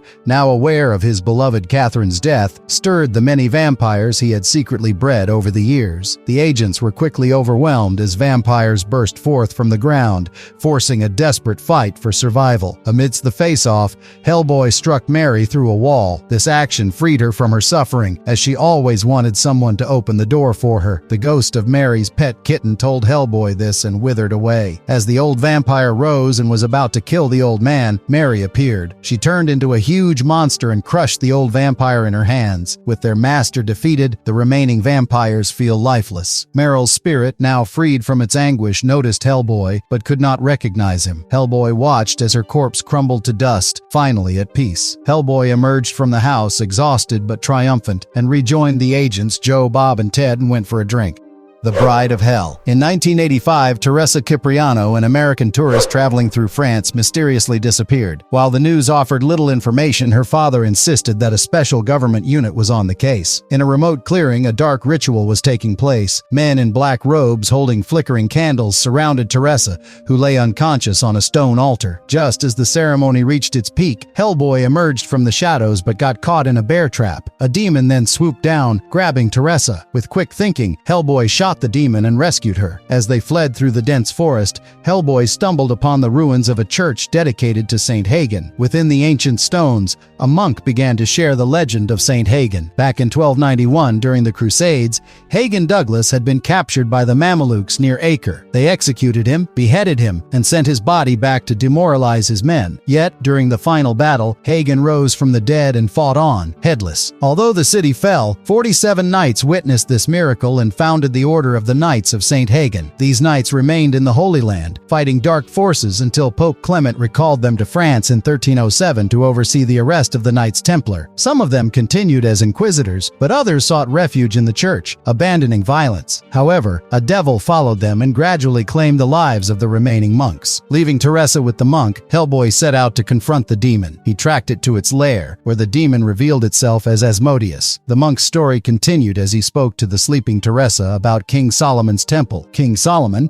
aiming to build his temple without iron tools, learned of a worm capable of cutting stone. He summoned demons to inquire further, and they told him that their king, Asmodeus, would know. Solomon sent his warrior Benaiah to capture Asmodeus. Solomon forced the demon to reveal his secrets, but one day Asmodeus, growing careless, threw Solomon into the desert. Asmodeus then ruled Jerusalem for 3 years until he retreated to the desert, where he was later found and given a house by men, along with many wives. Years later, when the Knights of Saint Hagen killed his wives, Asmodeus sought revenge and killed the men. Hellboy commented that it seemed fair, but noted that Asmodeus had continued to abduct women. Asmodeus countered that no one had been stolen, all had come willingly and bore his mark. The next panel showed Teresa with Asmodeus's mark on her thigh. Teresa woke up, saw her surroundings, and was enraged. The monk disappeared, leaving a warning that no evil would remain. As a skeletal warrior emerged from a tomb in the church, Hellboy fought Asmodeus. Hellboy beat the demon with his right hand and crumbled it to pieces, and rushed back to save Teresa. When Hellboy returned, he found the skeletal warrior standing over Teresa's lifeless body. It had driven a sword through Teresa's body, killing her, for she was the bride of hell, to be commended to the pit to serve her master forever. The skeleton crumbled into dust, leaving Hellboy to face the grim reality. The Whittier Legacy. It was May 28, 1985 in Boston when a skull, once owned by the notorious Whittier family of Providence and known to have been used in occult ceremonies, was stolen from a locked cabinet at the Pinckey Street Library. On June 2nd, Professor Emil Stoop of Boston University disappeared. His colleagues reported that he had been increasingly strange and secretive in the days leading up to his disappearance. By June 13th, the tombs of Honora Whittier and her sons Ethan and Samuel were found open in the St. James churchyard, with all 3 bodies missing. On June 19th, the Providence police confirmed that the BPRD agents had been called in to assist with the investigation. On the night of the summer solstice, June 21st, Hellboy discovered Professor Emil in the midst of a ritual to summon the old gods using the stolen skull. Hellboy attempted to stop him, warning Emil not to proceed. However, Emil revealed that he was not truly a Stoop, but a Whittier by bloodline. He claimed that the Whittiers had visions, and that the skull gave them the power to amplify these visions.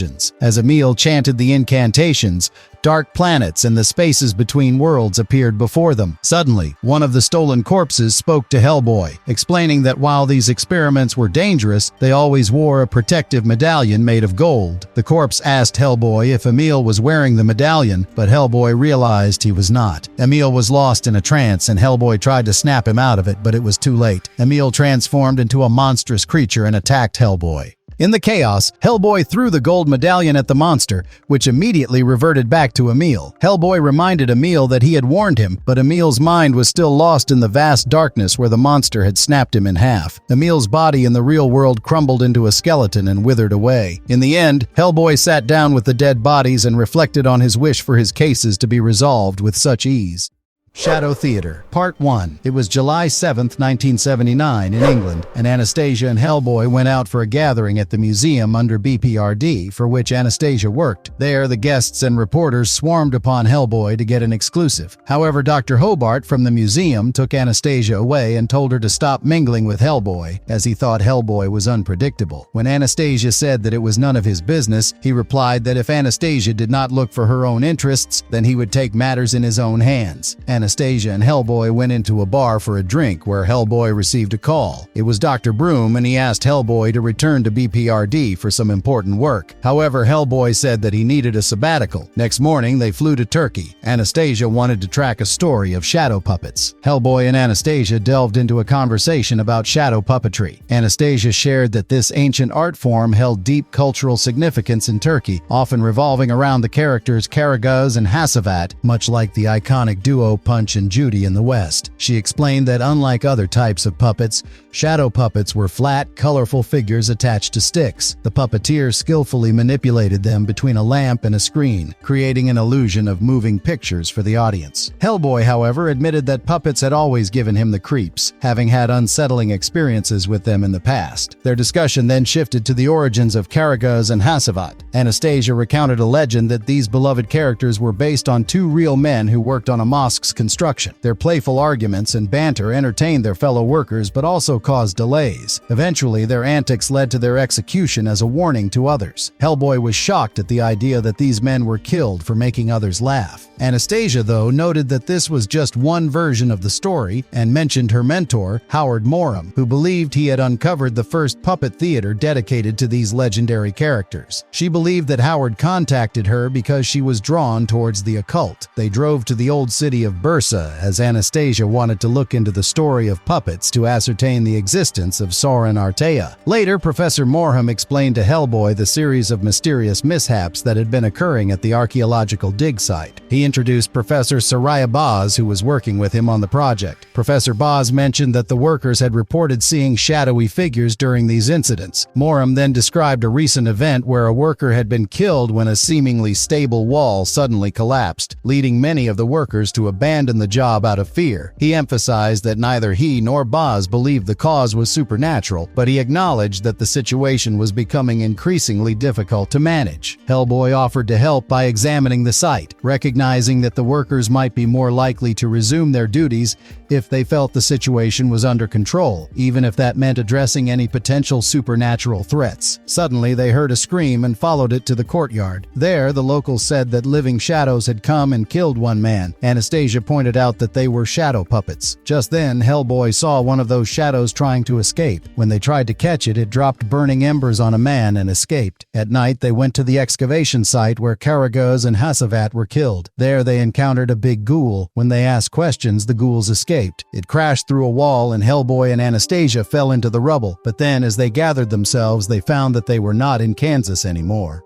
Shadow Theater Part 2. Liz, Abe, and Broom were tense about Hellboy's absconding. They did not know what to do. Meanwhile, Hellboy and Anastasia asked about the puppet master who showed shadow puppetry in a marketplace. A puppet seller told them that the person they were searching for was Aref Ghafouri, and he played in the next street. When Hellboy and Anastasia walked up to his tent, Ghafouri was hosting a puppet show, the story of Karagöz and Hasavat, while the souls of Karagöz and Hasavat screamed in torment. Hellboy crashed the show, but Ghafouri threw a vial of fire at them and ran. They chased Ghafouri to the open, but he conjured some black magic and turned them into two-dimensional puppets. They were thrown into the world of Karagöz and Hasavat, where their story took place every instant. They were hanged and killed, and the cycle repeated. Karagöz had become mad with the endless cycle, and he chased Hellboy and Anastasia with a knife, while Hasavat tried to reason with him. They fought Karagöz, but then he turned into a monster and burned his way out of the burning screen. The others followed. Karagöz came out into the open where Ghafouri was, lifted him up and strangled him, killing him instantly. Hellboy came after him and tried to tell him that it wouldn't break the curse, but Karagöz punched him into a shop. Suddenly, the curse broke. Hellboy and Anastasia returned to the excavation site in their own time. He told Morham that the place was not haunted by the ghosts of Karagöz and Hasavat, but instead the ghost of their story. Karagöz appeared and attacked Hellboy. Anastasia tried to hurt him, but hurt Hellboy instead. Hasavat appeared and stopped Karagöz, but he broke free and hurt Morham. While Hellboy faced him, Anastasia pleaded with Hasavat, telling him that the men who had executed and cursed him were cruel, and that the magician who had trapped him was pure evil, using Hasavat's torment to fuel his own power. She urged Hasavat not to let Karagöz end his story in the same way, with cruelty and evil, reminding him that those who had wronged him had been dead for centuries. Morham, hurt, got up and said that they needed to rewrite the story. Morham and his crew had poured their efforts into restoring the excavation site, determined to overcome the significant challenges before them. Their hope remained steadfast, believing that their hard work would ultimately bear fruit. Within the walls of the puppet theater, discussions had turned to the power of shadow puppetry. The group spoke about using this ancient art to reveal the true events that had unfolded. There was a shared hope that by spreading this truth, those who had suffered might finally find the peace they had been longing for. Later, Hellboy and Anastasia shared a deeply personal and emotional moment. They reflected on the strange and intense experiences they had weathered together,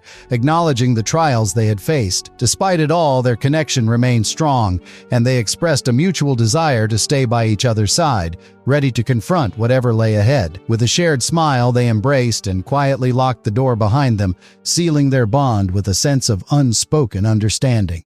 The key to it all. Hellboy and Anastasia traveled through the West Bengal region of India on a motorcycle. The date, August 12, 1979. They sped through the countryside, perhaps in a bit of a hurry, as dust and leaves trailed behind them. They were deviating from their original plans. Anastasia expressed uncertainty about what the museum had in mind when they financed their trip. Hellboy mentioned that they weren't due to meet with Professor Chadha until the next day. They relaxed at a picturesque location near an ancient ruin, having decided to take some time time to enjoy the scenery before continuing with their mission. After a beautifully intimate time together, Professor Chada knocked on the door and invited them downstairs. In the meeting downstairs, Chada shared that they had discovered a chamber which might be related to Swaran Artea, and he wanted Anastasia to take a look. He asked why Anastasia chose that line of work, and she replied that it was the monster movies that she watched with her dad that ignited her interest in the field of the unknown. Chada explained that the temple was dedicated to the worship of the demon Raktabija. He mentioned that the legend surrounding Raktabija said he was so deadly that the goddess Ambika tried to kill him, but when she wounded him, every drop of his blood that fell grew into a Rakti, a miniature copy of the demon. They entered an inner sanctum. Chada told them that the room was much older than the rest of the place. He compared it to an ossuary but noted that it was used for rituals. He also mentioned that it appeared to be a different sort of worship than what was found in the rest of the temple. He went on to say that he had stumbled upon references to the art of fire in his research, which was why he wrote to Dr. Bransfield, but admitted that he never expected to find this. There they found a skeleton with incantations on its head. Anastasia tried to decipher it and found that the language was Persian. It said art of fire, and this combination of languages was incontrovertible evidence of the existence of Swaran Artea. It was the Rosetta Stone of ancient witchcraft that would redefine the way historians viewed the idea of magic and alchemy, but that would require a team for her to translate. As Hellboy talked to Chada, a mysterious lady opened a wound in the statue of Raktabija, and blood trickled from there into the ground, and miniature Raktus started erupting from there. The Raktus attacked everyone and pushed Hellboy into the skeleton. The bones broke, but the skull was intact. As Hellboy fought to save Chada, Anastasia picked up the skull. Just then, the mysterious lady slowly entered the cave and told Anastasia that the skull did not belong to her. She demanded it back, but Anastasia denied. Angered, she ordered her demons to eat her. They overpowered them, and the lady took the skull from Anastasia and flew towards the moon. Hellboy, Anastasia, and Chada kept fighting when suddenly all the Raktis started popping like balloons of blood. As they came out, they saw that all the workers on the site had been killed. Disheartened that her clue about Swaran Artea was gone, they went towards their hotel. Next morning, Anastasia mentioned that the creature, the mysterious lady, had been present at an occult antiquities auction in Coventry. The auctioneer had called this woman Delilah, and Hellboy confirmed that the goblins knew her too. Clearly upset, Anastasia vowed that this woman hadn't seen the last of her. She then suggested that they take a break from everything for a little while, perhaps by going somewhere like Greece where no one could find them. Hellboy agreed with the idea of a break, humorously advising Anastasia not to follow any goats in Greece. She admitted that she loved everything that was going on between them, and she might have fallen in love with Hellboy. Hellboy smiled and replied that he had fallen in love with her too. As Hellboy joked about wearing a bathing suit at the Greek island, Anastasia smiled, and they both felt happy in their budding love.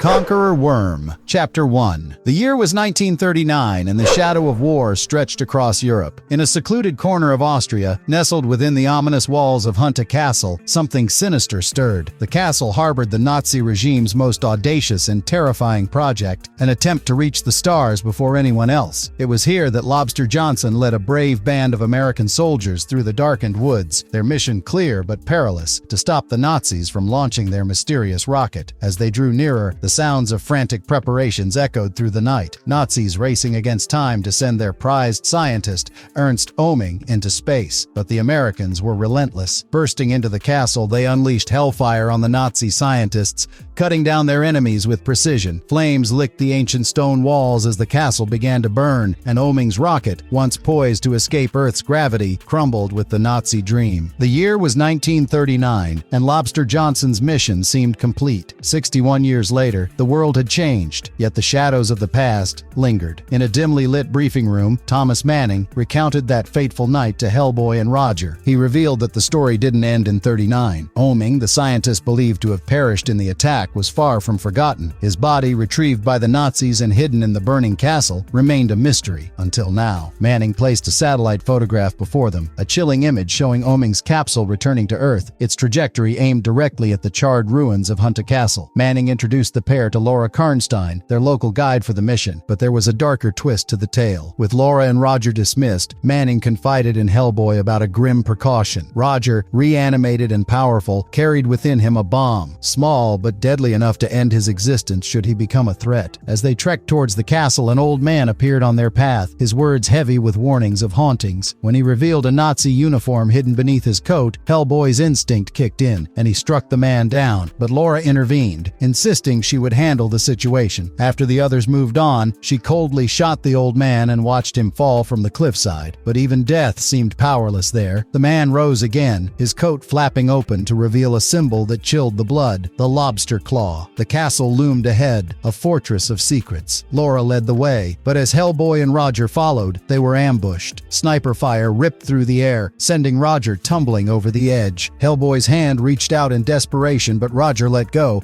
urging Hellboy to save Laura instead. As Hellboy charged forward, he discovered the snipers weren't men, but machines, remotely operated guns, nothing more than decoys. The castle was a trap, and Hellboy was ensnared. A trap door opened beneath him, plunging Hellboy into the darkness below. In an eerie underground chamber, the ghost of a fallen U.S. soldier warned him that the castle held only death for the unwary. But Hellboy used his strength and climbed out of the pit, only to be met by Hermann von Klempt and one of his monstrous Kriegwaffen. And there, standing beside them, was Laura, or rather, the woman they thought was Laura, revealed now as Inger, von Klemпт's granddaughter, and her loyalty to the Nazi cause was as fierce as her deception.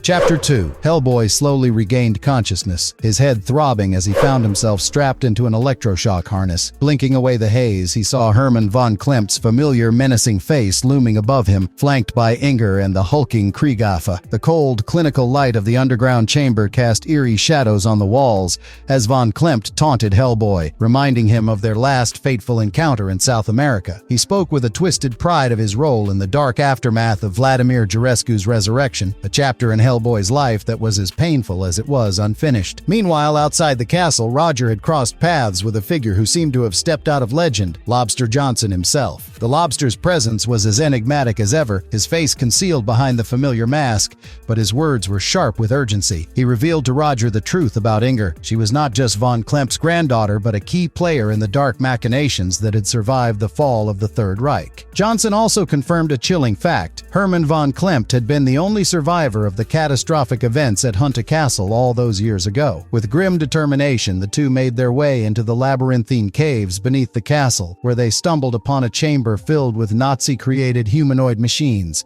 their lifeless forms waiting for a spark of energy to bring them back to life. Sensing Roger's electric power, the dormant machines began to stir, their eyes glowing with a menacing red light. But Roger, understanding the danger, acted quickly. He reached out, drawing the power from the Nazi generator that fueled them, absorbing it into himself. The chamber went dark as the machines fell back into silence, leaving the castle without electricity and Hellboy with a fighting chance. With the harness now powerless, Hellboy summoned his strength and tore free from his restraints. The Kriegwaffe lunged at him, but Hellboy, fueled by a surge of fury, overpowered the monstrous creature. As he made his way out of the chamber, his eyes caught sight of a man chained to the wall, his body riddled with 3 gunshot wounds. The sight was gruesome, yet the man was inexplicably still alive. Hellboy, wary but curious, asked how this could be. The man's voice was weak but clear as he revealed that he was no mere man, only disguised as one. He spoke of events long buried in Hellboy's past. He had been present at Hellboy's birth, watching from the shadows in St. Leonard's Wood. The man's tale grew darker as he recounted how, during the war,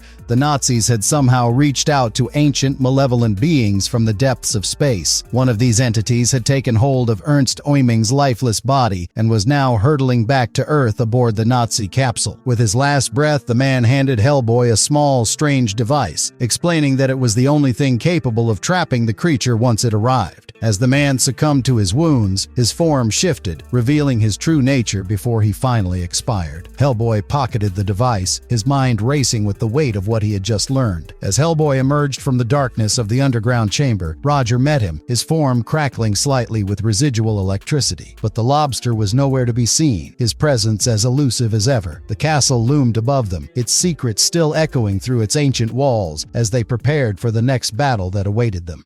Buster Oakley gets his wish. It was 1985 in Rooks County, Kansas, where Buster Oakley and his friends first gathered to summon the princess and the ministers of hell, Lucifer, Astaroth, and Beelzebub. They called upon these dark forces, seeking their powers, and Buster boldly declared that he would not fear the bottomless pit. Suddenly, a blinding light filled the area. 18 hours later, Hellboy arrived at a farm and discovered carcasses of cows cleanly cut in half. The farm owner said that it was the work of a few kids. He showed Hellboy the site in the village where the kids were doing witchcraft. At night, Hellboy sat in the farm owner's house when suddenly there was a noise. Hellboy walked out alone to investigate. He walked up to the witchcraft site again and saw ghosts of cows. Hellboy was thinking that was some sight that was not seen every day when suddenly a spaceship beamed him up. As the ship flew away, Hellboy found pigs and cows stuck inside a form of symbiotic jelly. Big insect-like creatures fitted with machinery sprayed that jelly on Hellboy and tried to capture him too, but he easily smashed those bugs. Floating through the area in zero gravity, Hellboy came to a place where he found a cow with human hands and legs wearing underpants. Buster Oakley's clothes were lying nearby. Suddenly, a group of aliens attacked and tasered Hellboy. They pinned him down and tried to insert an anal probe.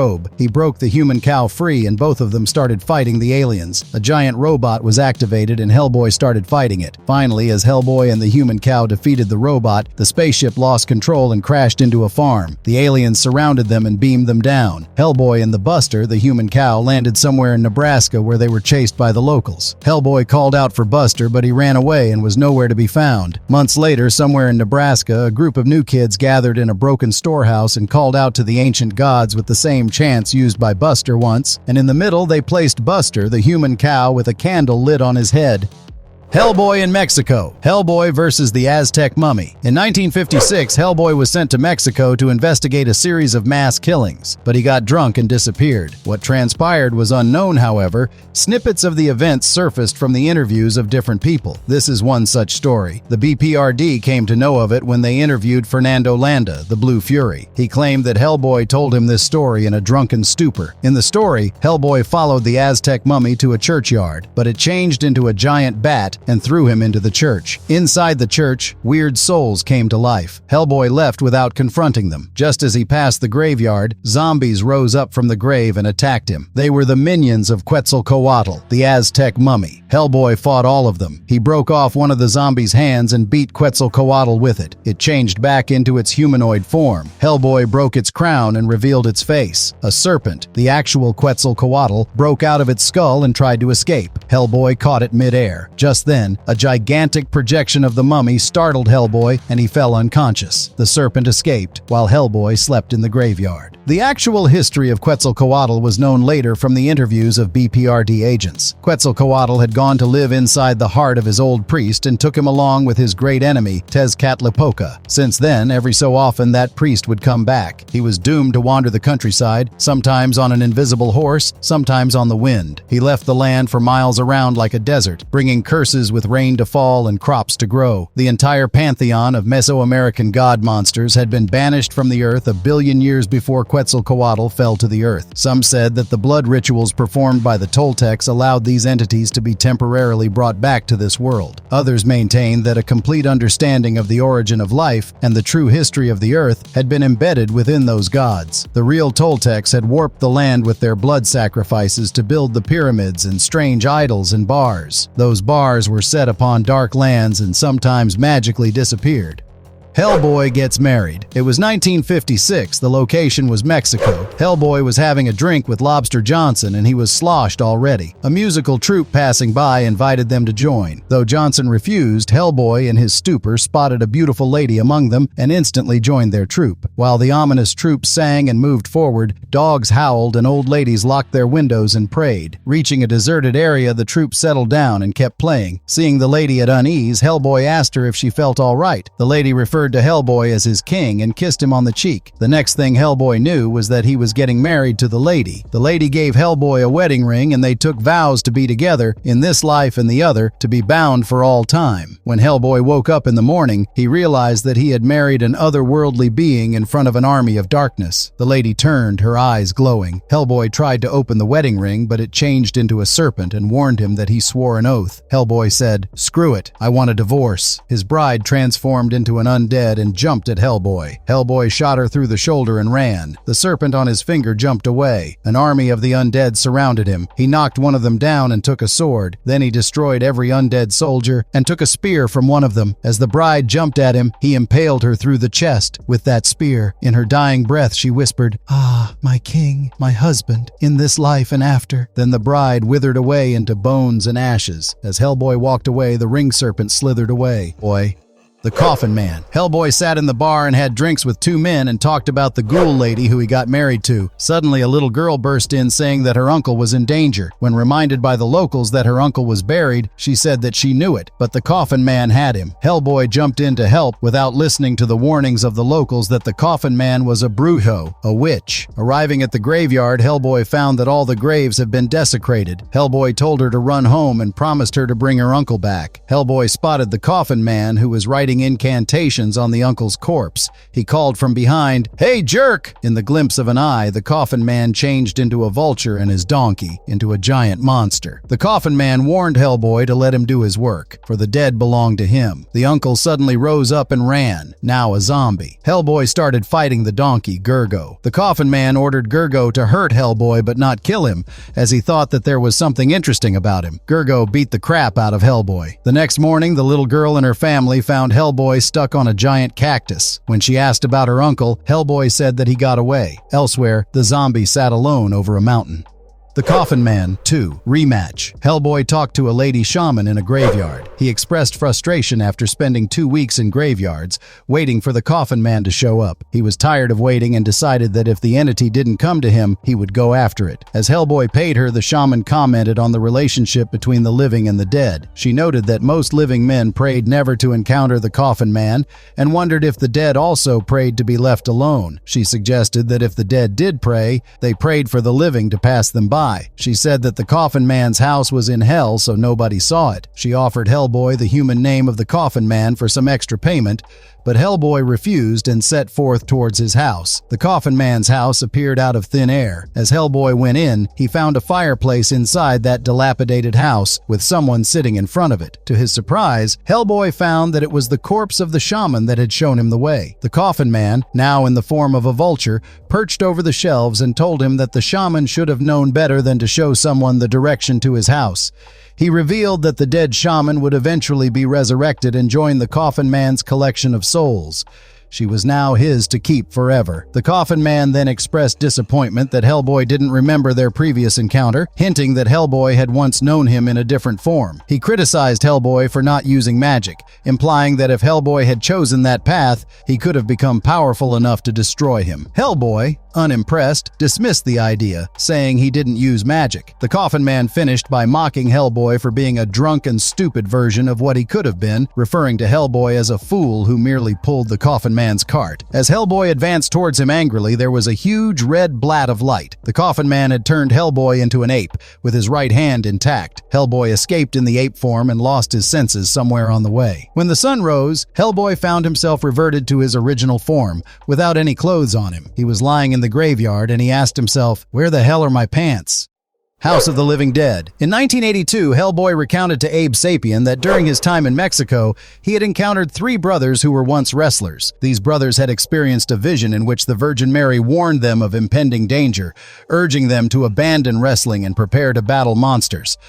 Hellboy joined forces with them, working tirelessly by day and celebrating hard by night, repeating the cycle daily for about a month. However, tragedy struck when one of the brothers, Esteban, was captured by vampires and transformed into a Camazotz. Hellboy was forced to kill him, and afterward he returned to his habit of heavy drinking and wrestling. One morning, after winning a match, Hellboy came out to drink when a man named Raoul approached him. He told Hellboy that his employer would pay Hellboy $500 to fight his champion. When Hellboy refused, he offered to pay double, but when Hellboy refused again, he showed a photo of a woman gagged and bound. He threatened that if Hellboy did not come with him, his employer would kill that woman. Hellboy had no other way but to accompany him. Raoul hurried as he had to reach his destination before dark. On the way, Hellboy came to know that the captive woman's name was Sonia. As they went inside a dilapidated castle, Hellboy came upon a Frankenstein-esque monster. Suddenly, a jolt of electricity passed through the monster and awakened him, startling Hellboy. A doctor walked up to Hellboy. His name was Dr. Jose Luis Kogan, and the monster was his champion who Hellboy had to fight. His bloodthirsty minion Tupo brought Sonia there. The doctor reminded Raoul to take his medicines and keep Sonia contained. Hellboy started fighting the monster. He landed a series of blows on the monster and wounded it, but the monster stood still. He caught Hellboy's punch and started beating the crap out of him. The doctor spoke from outside the ring. He said that it took 7 years for him to create the monster. Once he was done, 4 demons from hell visited him and said that their master wanted to evaluate the monster's strength. For that, it had to fight Hellboy. If it won the fight, then the doctor would be duly rewarded. Hellboy was badly wounded and exhausted. He finally fell down. The monster stood in front of him while Tupo ordered it to kill Hellboy, but it hesitated. It did not want to kill. Tupo started beating it with a whip badly as it was not listening to its orders. After some serious hurt, the monster had enough of Tupo. He pulled him by his whip and tore him from the middle and threw one of the pieces into the electric poles.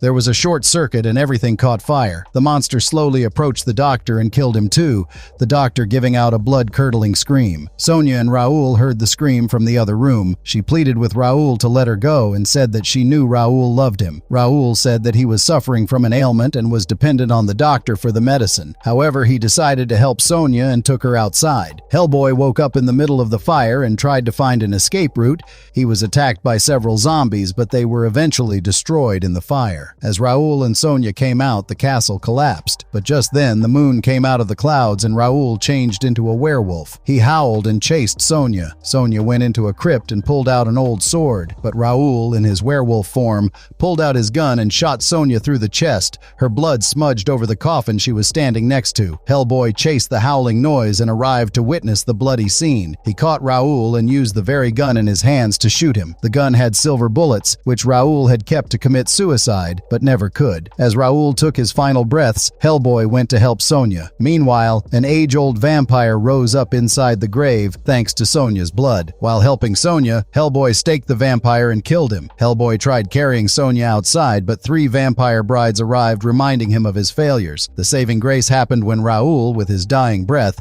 broke a statue and revealed a cross. It shone through darkness and burned down the brides. As Sonia died, the fire consumed everything and the house fell on Hellboy. Hellboy came out. As the sun rose, he apologized to the dead Sonia and walked towards the village and went into a bar. As he ordered a tequila, the Frankenstein monster walked behind him. Hellboy ordered 2 glasses. Hellboy, in a trance, saw the monster talking to him about his tragic life. When he came to his senses, he saw that the bar was completely dilapidated, covered in cobwebs, including the bartender's skeleton. He walked out to see a funeral with ghosts carrying Sonia's body. Raoul was leading them, as he had promised Sonia to bring her back to the village. The ghost of Rasputin came behind him as he watched the funeral go. He told Hellboy that he would never know the peace of a grave. Hellboy was born in hell and was bound to go to hell in the end.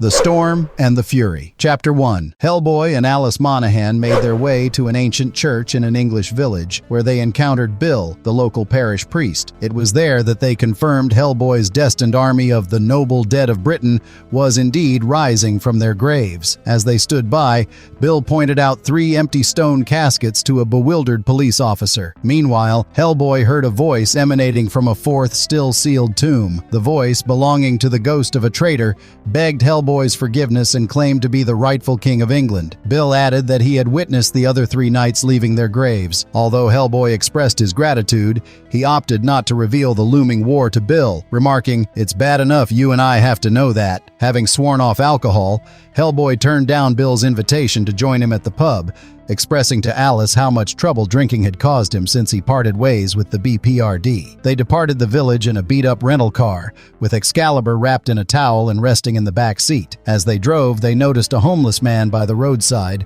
ringing a bell and holding a sign that read, "The end is nigh." Taking this as a bad omen, they discussed where Hellboy should rendezvous with the resurrected knights, who, according to Morgan Le Fay, were meant to lead the charge against Nemu's army. Their conversation was abruptly cut short when a massive warrior, clad in elaborate copper-colored armor and brandishing a huge spear, charged at them. The warrior struck their car, sending it careening off the road and down a wooded slope. Once Hellboy ensured that Alice was unharmed, he left her in the overturned car to face the warrior. The armored figure declared himself to be Nemu's champion, revealing that the Blood Queen had recently slain Queen Mab and Dagda's elf retainer. Meanwhile, elsewhere in the countryside, Gruagach fled a growing storm and accidentally stumbled upon Merlin's grave. In desperation, he begged for mercy, only to hear Merlin's voice respond with icy finality, "No mercy for you, pig."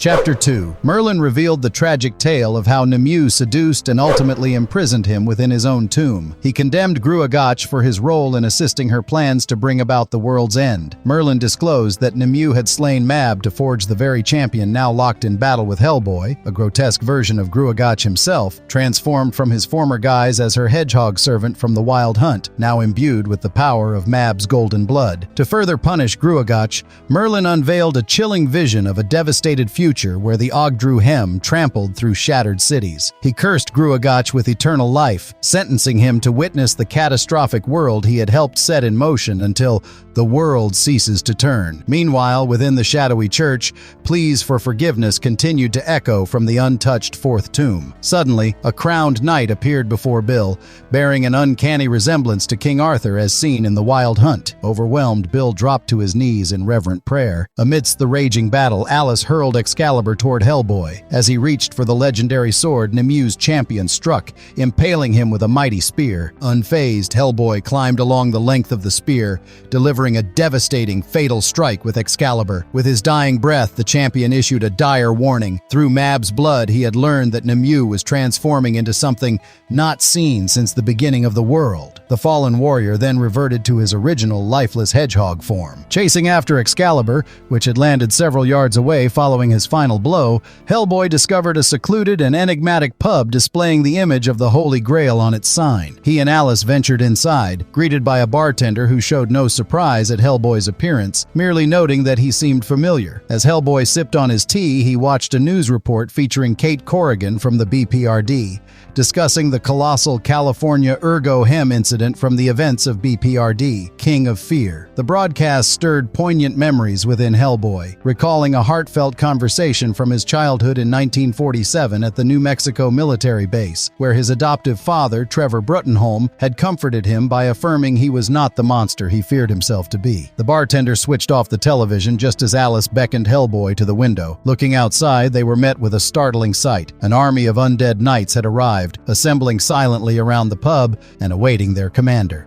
Chapter 3. Hellboy resolved not to take command of the army of the royal dead. He trusted his gut and confided in Alice, telling her that he felt the need to confront Nimue alone, despite having no clear plan. He also asked her to dispose of Excalibur, the legendary sword. With a final kiss goodbye, Hellboy headed into the woods. As he ventured deeper into the forest, Hellboy stumbled upon Gruagach hanging from a tree by his neck. The creature, worn down and desperate, begged Hellboy to end his suffering. Hellboy fired multiple shots, but as Merlin had warned, Gruagach was cursed to live, and death eluded him. Continuing on his path, Hellboy encountered the demon Astaroth, who initially disguised himself as a poor, destitute man. Astaroth revealed the vast army Nimue had amassed and suggested that the only way to defeat her forces was to unleash the army of hell. But Hellboy, resolute in his decision, refused to lead such a dark force. His journey then led him to the Baba Yaga. She offered to guide him past Nimue's army, but her demand was high. Hellboy had to give up his eye in exchange for the one he had shot out of her in the past. After considering his choices, Hellboy reluctantly allowed the Baba Yaga to take his left eye. Meanwhile, in her tower, Nimue prayed fervently to the Ogdru Jihad, using the same incantation Rasputin had once spoken in Seed of Destruction. When one of the witches finished the prayer for her, Nimue erupted in fury, enraged by the interruption. However, the witch insisted that Nimue was more honored than any other chosen by the Ogdru Jihad, as they would be reborn from her body. As Nimue began to transform, she lashed out at the witch, accusing her of deceit, but soon realized the horrifying truth. This was no deception. The 7 trapped entities burst out of the tower, their forms emerging in a violent explosion, while the army below cheered in celebration. Chapter 4. The 3 witches from Darkness Calls, having hastily fled the chaos unfolding in Nimue's chamber, found themselves outside her tower, debating whether they were to blame for the catastrophe now in motion. As they stood there, they noticed Hellboy approaching the tower. Mistaking him first for Odin and then for Thor, given his hammer-like stone hand and missing eye, They directed him to the upper chamber. There, Nimue, in a fit of rage and denial over her own transformation, hurled Gunida out of a window and onto the spears of her soldiers. While Hellboy entered the tower's base, Alice mourned back in the English pub. The barkeep reminded her of King Arthur's words in Morgan's castle that Alice's life was bound to Excalibur, and she would be the first to witness the new king with his crown. As Hellboy faced a stairway teeming with goblin soldiers, the barkeep told Alice about George Washbrook, the pub's owner. Washbrook, the grandnephew of two traitorous Victorian witches, had sought redemption by sacrificing himself in a WWI trench. However, his life was spared by a ghostly woman holding a golden chalice. After returning to England, he wandered aimlessly for a year before buying the pub, where he aged unnaturally, sensing that he was waiting for something that was coming to him. As Hellboy fought his last few opponents, the now skeletal and decrepit Washbrook was guided down the pub's stairs by the same ghostly woman. Hellboy, rejecting a fallen sword in favor of an axe, made his way to the chamber. At the same time, Alice knelt, offering Excalibur to Washbrook. Hellboy burst into Nimue's chamber and hurled the axe at her, knocking the three-raven helmet from her head. Meanwhile, Washbrook, now revealed as a stern and youthful king, radiant with power and beauty, accepted Excalibur as the ghostly woman crowned him with Arthur's crown. As the helmet hit the floor in Nimue's chamber, it transformed into 3 living ravens. The mutating creature before Hellboy declared that it was no longer Nimue. Beside Alice, the new King Washbrook received the grail from a circle of radiant women. As 2 of Nimue's ravens flew out of the tower window, the entity that was once Nimue revealed itself as the Ogdru Jahad. It explained that Rasputin's earlier act of cracking the walls of its prison had allowed it to return. Since then, the world, like Hellboy's life, had been devoid of light and hope. At the pub's entrance, Washbrook poured a stream of light from the chalice, restoring the undead army to their youthful, vigorous forms. As a lightning storm gathered around Nimue's tower, the Ogdru Jahad, gripping Hellboy's skull with one scaled hand, taunted him, declaring that he was too late. It then forced him to listen as the 2 ravens outside delivered the dragon's order for the army to march and bring about the extermination of mankind. Chapter 5. At the pub's doorstep in England, Alice heard the distant chant of Nimue's approaching army. The barkeep, with a somber tone, informed her that the 4 horsemen of the apocalypse were leading the charge, and that those who managed to survive the war, pestilence, and famine would eventually perish as sustenance for the Ogdru Hem and their monstrous brood. Outside Nimue's tower, a fierce battle unfolded on the field. War and his formidable forces clashed with Washbrook and his own army, as the newly crowned king vowed that they would never set foot in England. Despite the barkeep's protests, Alice rushed out to find Hellboy. Meanwhile, the dragon, now fully transformed and resembling the fearsome creature of legend, taunted Hellboy, offering him a swift death. But when Hellboy attacked, the dragon was delighted, remarking, "Given the way you have lived, I feared you would choose an easy death." With a mighty blast of flame, the dragon hurled Hellboy out of the tower's window, but Hellboy caught hold of the window frame and launched another assault. The dragon reminded Hellboy of its ancient presence, declaring, "I am Time the Destroyer. We are bound together in that." As Hellboy pummeled the dragon, lightning bolts rained down on England, obliterating landmarks, landscapes, and cities. Alice and the barkeep stumbled upon the last of Nimue's witches by the edge of a lake, where she offered a final apology before drowning herself. King Vold and his wild hunt galloped through the woods, shouting "Doom!" as Alice fled onto the battlefield, now a crimson sea of blood with small islands of corpses and fire. As she wandered through the carnage, Alice saw 3 crowned women reclaiming Excalibur and comforting the dying Washbrook, who, though victorious, had reverted to his old, frail self. Gunida, impaled on a spear from the battle, spoke to Alice. She explained that Washbrook and his soldiers were destined to die in glory, winning this battle, but leaving lesser men behind to face Ragnarok, the apocalypse. Gunida questioned why Queen Mab hadn't yet revealed to Alice that this battlefield was Vigrid, the foretold site of Ragnarok, where a dragon's battle with the champion of mankind would signal the end. Chapter 6. Amid the ruins of a tower, Hellboy clashed with the dragon as a violent lightning storm swept across England, leaving devastation behind. The dragon's monstrous claw pinned Hellboy to the ground, while the creature silently basked in its power. Meanwhile, Alice confronted the barkeep, only to realize through Gunida's cryptic question that she was face to face with the deceased Queen Mab. Mab acknowledged her death and revealed the dragon to be the harbinger of the world's end. The storm that ravaged Britain, if not stopped, would extend planned its destruction across the globe, ushering in an era dominated by monsters until, as prophesied in the King of Fear event, everything eventually burned. Yet, Mab hinted at hope, insisting that a new world would eventually rise from the ashes. Hellboy's struggle was not about saving this world, but about buying time. The old world was fading, but the manner of its passing still held significance. The dragon's premature escape had thrust Hellboy into a desperate fight, striving to give his friends Abe Sapien, Liz Sherman, and Roger enough time to fulfill their missions. In doing so, they might ensure that the spirit of humanity survived into the new world. As Alice approached the tower, Sir Edward Grey crossed her path, urging her to hurry. At the tower's summit, Hellboy remained trapped beneath the dragon's claw, where he encountered Vasilisa, the Russian folklore figure who had previously aided him in Darkness Calls and The Wild Hunt. She held the last living raven from Nemu's helmet and inquired about Hellboy's condition. He confirmed, as she had foretold, that dying was not painful. With tears in her eyes, she asked if he was ready, to which he responded, "I guess so." Vasilisa then transformed the raven into an iron sword adorned with a bird's head, reminiscent of Olomi's staff from The Third Wish. Hellboy gripped the sword, and as his blood dripped down the blade, it turned to gold. With a swift strike, he sliced through the dragon's leg. Alice, trembling on the stairs outside the room, watched as the dragon convulsed. Hellboy, clutching the beast with his stone right hand, used his other hand to release streams of muddy golden blood from the dragon's belly. Climbing higher, he stabbed the dragon's chest, releasing a torrent of flame that caused the dragon to collapse lifelessly onto the tower. As the dragon's body fell,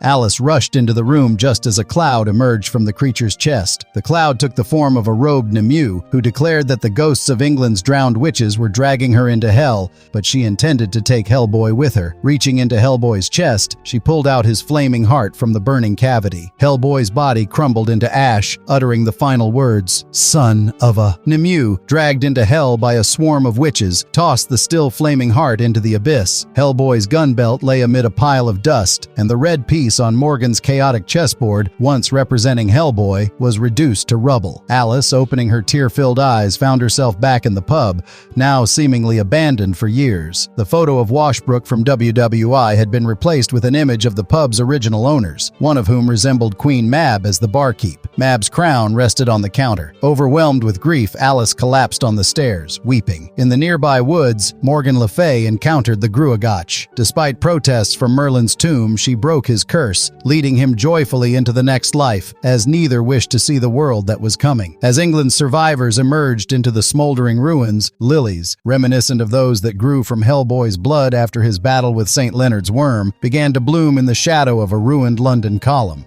Epilogue. In the aftermath, the members of the Heliopic Brotherhood of Ra discuss amongst themselves that Hellboy was not the one whose coming was foretold by the spirit of Larzad. The Elder Lady revealed to them that the Excalibur had gone back to its source, back to the ages, beyond the reach of all men, but the Ogdru Jahad was still alive. Only a part of them had died as the dragon, and Hellboy had gone to hell. Hellboy in Hell. Chapter 1. The Descent. Although Hellboy had saved the world during the storm and the fury, his victory came at a great cost. A dying Nemu, in her final act of vengeance, dragged Hellboy's heart into hell, killing him. The story began with Edward Grey in conversation with Baba Yaga, expressing his desire to save Hellboy and help him bear the weight of his destiny. On the other hand, Hellboy found himself in the Abyss, a place that wasn't quite hell but certainly on the path there. He was surrounded by monstrous shrimp-like creatures, but before they could attack, Edward Grey arrived to protect him. However, while Grey was momentarily distracted, Hellboy was ambushed by Elagos, the demon guardian from Morgan Le Fay's castle, who sought revenge for his death at Hellboy's hands during the Wild Hunt. Hellboy endured a brutal assault, but Grey stepped in once again to save him. Grey managed to trap Elagos, but the demon warned that if Grey sided with his enemy, he would be destroyed. Elagos then escaped the trap, and Grey, realizing they were outmatched, quickly teleported himself and Hellboy to a safe haven, leaving the demon behind in the darkness. In the haven, Grey explained that the demon would be pursuing them, but he intended to trap and destroy Elagos when he arrived. Hellboy recalled seeing Edward Grey, though he didn't recognize him during the events at the tower in the Fury. Grey revealed that he had been watching Hellboy for a long time and had hoped they could talk, but before they had the chance, Elagos crashed in once more. To protect Hellboy, Grey ejected him from the haven, choosing to face the demon alone. Hellboy tumbled down a flight of stairs and, upon landing, found himself in front of a puppet show reenacting the meeting of Scrooge and Marley from A Christmas Carol. As he watched, a spirit dressed in white appeared. Hellboy asked if it was the ghost of Christmas past, but the spirit simply replied, "Hardly," before lifting Hellboy into the sky and carrying him away. Chapter 2. Pandemonium. The spirit whisked Hellboy away from the cities of hell, carrying him across the Stygian Sea to Pandemonium, Satan's grand city at the very heart of hell. As they flew, the spirit assured Hellboy that he had nothing to fear. Nearly all the princes, ministers, dukes, marquises, earls, and knights, along with their armies, had fled Pandemonium when they heard of Hellboy's impending arrival. Upon reaching the citadel of the Fly, the very core of Pandemonium, the spirit led Hellboy to a throne, a crown, his father's sword, and a ring of office, all of which were rightfully his. Hellboy looked upon these symbols of power but refused to claim them. The spirit, unsurprised by Hellboy's decision, continued to guide him. Next, Hellboy was brought before the one demon who remained in Pandemonium, Satan himself. The spirit explained that Satan had been sleeping in the depths of Pandemonium for 2,000 years, unguarded and alone, while lesser demons ruled hell in his absence. The spirit pointed out that it would be easy to kill Satan and handed Hellboy a dagger, which then fell to the floor, dripping with blood. Hellboy, puzzled, asked why the demons had fled at the news of his coming. The spirit dodged the question, and before Hellboy could press further, he was suddenly transported to the river Cocytus, where another spirit awaited him. There, Hellboy was shown the souls of the damned, swimming like fish in the river Cocytus, destined to be caught and forged into soldiers for hell by the Fisher of Souls. The spirit informed Hellboy that this army would be his to command, and that his right hand of doom was the key to breathing life into this legion, a force that could tear down the barriers between hell, heaven, and earth. Hellboy once again firmly declared that he wanted nothing to do with it. Without warning, a third spirit grabbed Hellboy's arm, and he was transported to the moment of his birth on October 5th, 1617. He witnessed his mother, Sarah Hughes, hanging on a hook before his demon father, Azael, his uncle Astaroth, and his two older brothers, Gaiman and Lusk. As she burned, a baby Hellboy emerged from the flames. Azael cut off the infant's right hand, and a skeletal figure dressed in white replaced it with the right hand of doom. Finally, Hellboy was brought back to the present, where Astaroth stood waiting for him, greeting him with the words, "Welcome home." Chapter 3. Family Ties. Hellboy's uncle, Astaroth, tried to persuade Hellboy to embrace the power that was rightfully his. As they talked, Astaroth recounted the fate of Azael, Hellboy's father, and the events surrounding Hellboy's birth. The other princes of Hell discovered that Azael had the right hand and that Hellboy had been born. In response, they summoned angels of destruction to annihilate the family. But before they could act, Azael sent Hellboy away, unwittingly allowing Rasputin or the ghosts of Hellboy's human siblings to bring him to Earth during the events of Seed of Destruction. Astaroth further explained that Azael was punished for creating Hellboy. He was stripped of all his power and condemned to be imprisoned in ice for eternity. Hellboy, confused, asked Astaroth, "Why me?" Just then, Hellboy's brothers arrived, excluding his sister, who refused to come. They both believed they were more deserving of Hellboy's throne and power. Astaroth, weary of waiting for Hellboy to claim his birthright, revealed his true intentions. The brothers attacked Hellboy, seeking to kill him and take the hand for themselves. Astaroth, watching the brutal fight, made it clear that he intended to guide whichever brother emerged victorious, and added that Azael would have been better off dead than seeing Hellboy as he was now. During the struggle, Gaiman insulted Azael, calling him a fool for choosing Hellboy over him. Astaroth, enraged by this disrespect, swiftly decapitated Gaiman. Lusk, shocked by Astaroth's actions, found himself labeled as weak. As the confrontation reached its peak, an enormous dragon-like demon, Leviathan, burst from the ice beneath Astaroth, Gaiman, and Lusk, devouring them all in a single terrifying act. At this moment, the small flying demon who had aided Hellboy against Aligos at the bridge during the wild hunt appeared. The demon explained that Astaroth and Leviathan had an old grudge, which was now finally settled. The demon, irritated, reminded Hellboy of the promise he made to remember the demon's help when he ascended to his kingdom, a kingdom that now didn't exist. The demon then informed Hellboy that someone had snuck into Satan's chamber and slit his throat. Hellboy then found himself in Satan's chamber, once again seeing the bloody blade fall to the ground. He had no memory of these events. The small demon declared that with Satan dead and Pandemonium reduced to a tomb, Hellboy no longer held any importance. With those words, Hellboy was returned to the abyss.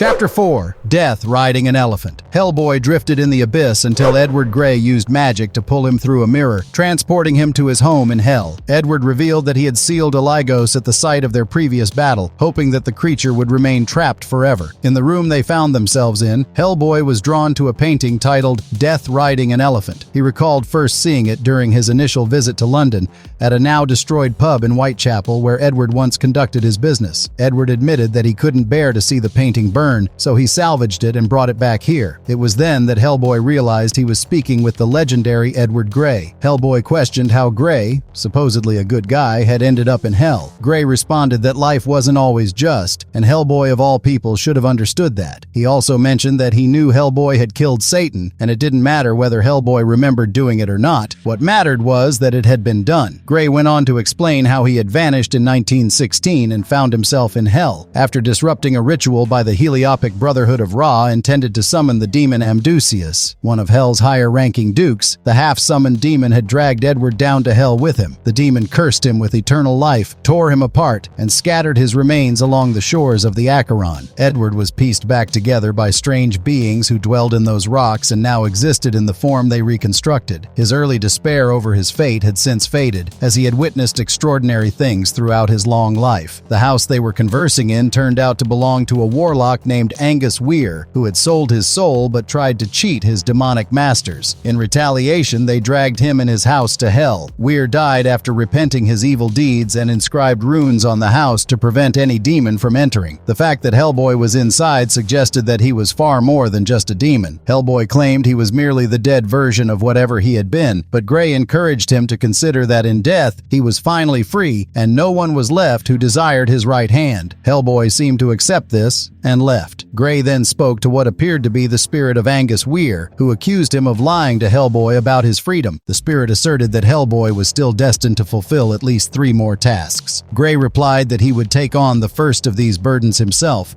regardless of the grave consequences, and expressed hope that the remaining tasks were far off, allowing Hellboy to enjoy his freedom for a while longer.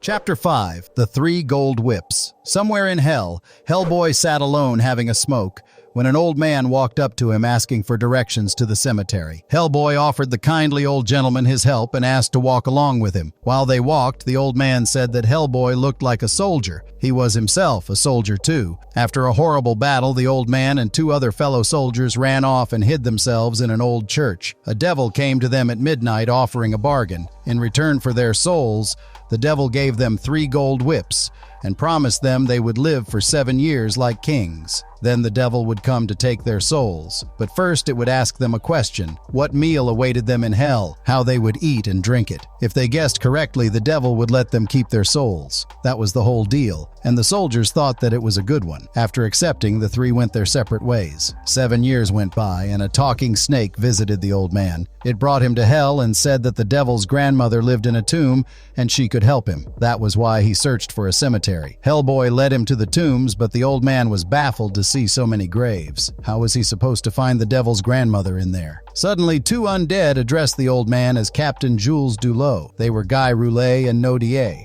having served under Dulot before. While the 2 undead soldiers escorted them to their destination, Hellboy spotted a giant monster overlooking the horizon. They reached the tomb and faced the devil's grandmother. Hellboy told her about Dulot. She replied that she would help, but first Hellboy should drop the knife in his hands. Hellboy did that, but right then, her grandchild, Dulot's devil, flew from above and perched on the tomb. The grandmother told them to hide. She shrunk Hellboy and Dulot and put them inside a skull and hid them. The devil changed back into his humanoid form and sat down with his grandmother for a drink. They discussed the new world, and pandemonium having been taken over by the slaves, and all the devil princes had abandoned the place. Dulot's devil was now his own man. When his grandma asked how he had coveted those 3 souls, the devil said that he had got them with promises of gold and a guessing game, to guess the form of meal in hell. When grandma joked about the meal, Dulot's devil disclosed that there indeed was a meal. In the great North Sea, there's a dead rabbit fish. They'll have that for their meat. For fork and knife, they'll have a whale's rib bone, and for a wine wine glass, they'll have a hollow horse's hoof. After they drank and the devil fell asleep, the grandma let Hellboy and Dulot escape. Coming out to the top of the tomb, they saw the devil flying away, going to collect his soul. The snake appeared and told Dulot that the fatal hour was already at hand and asked him to accompany it. Dulot bid his goodbye to Hellboy and vanished. The undead soldiers lamented him and said that they would miss him,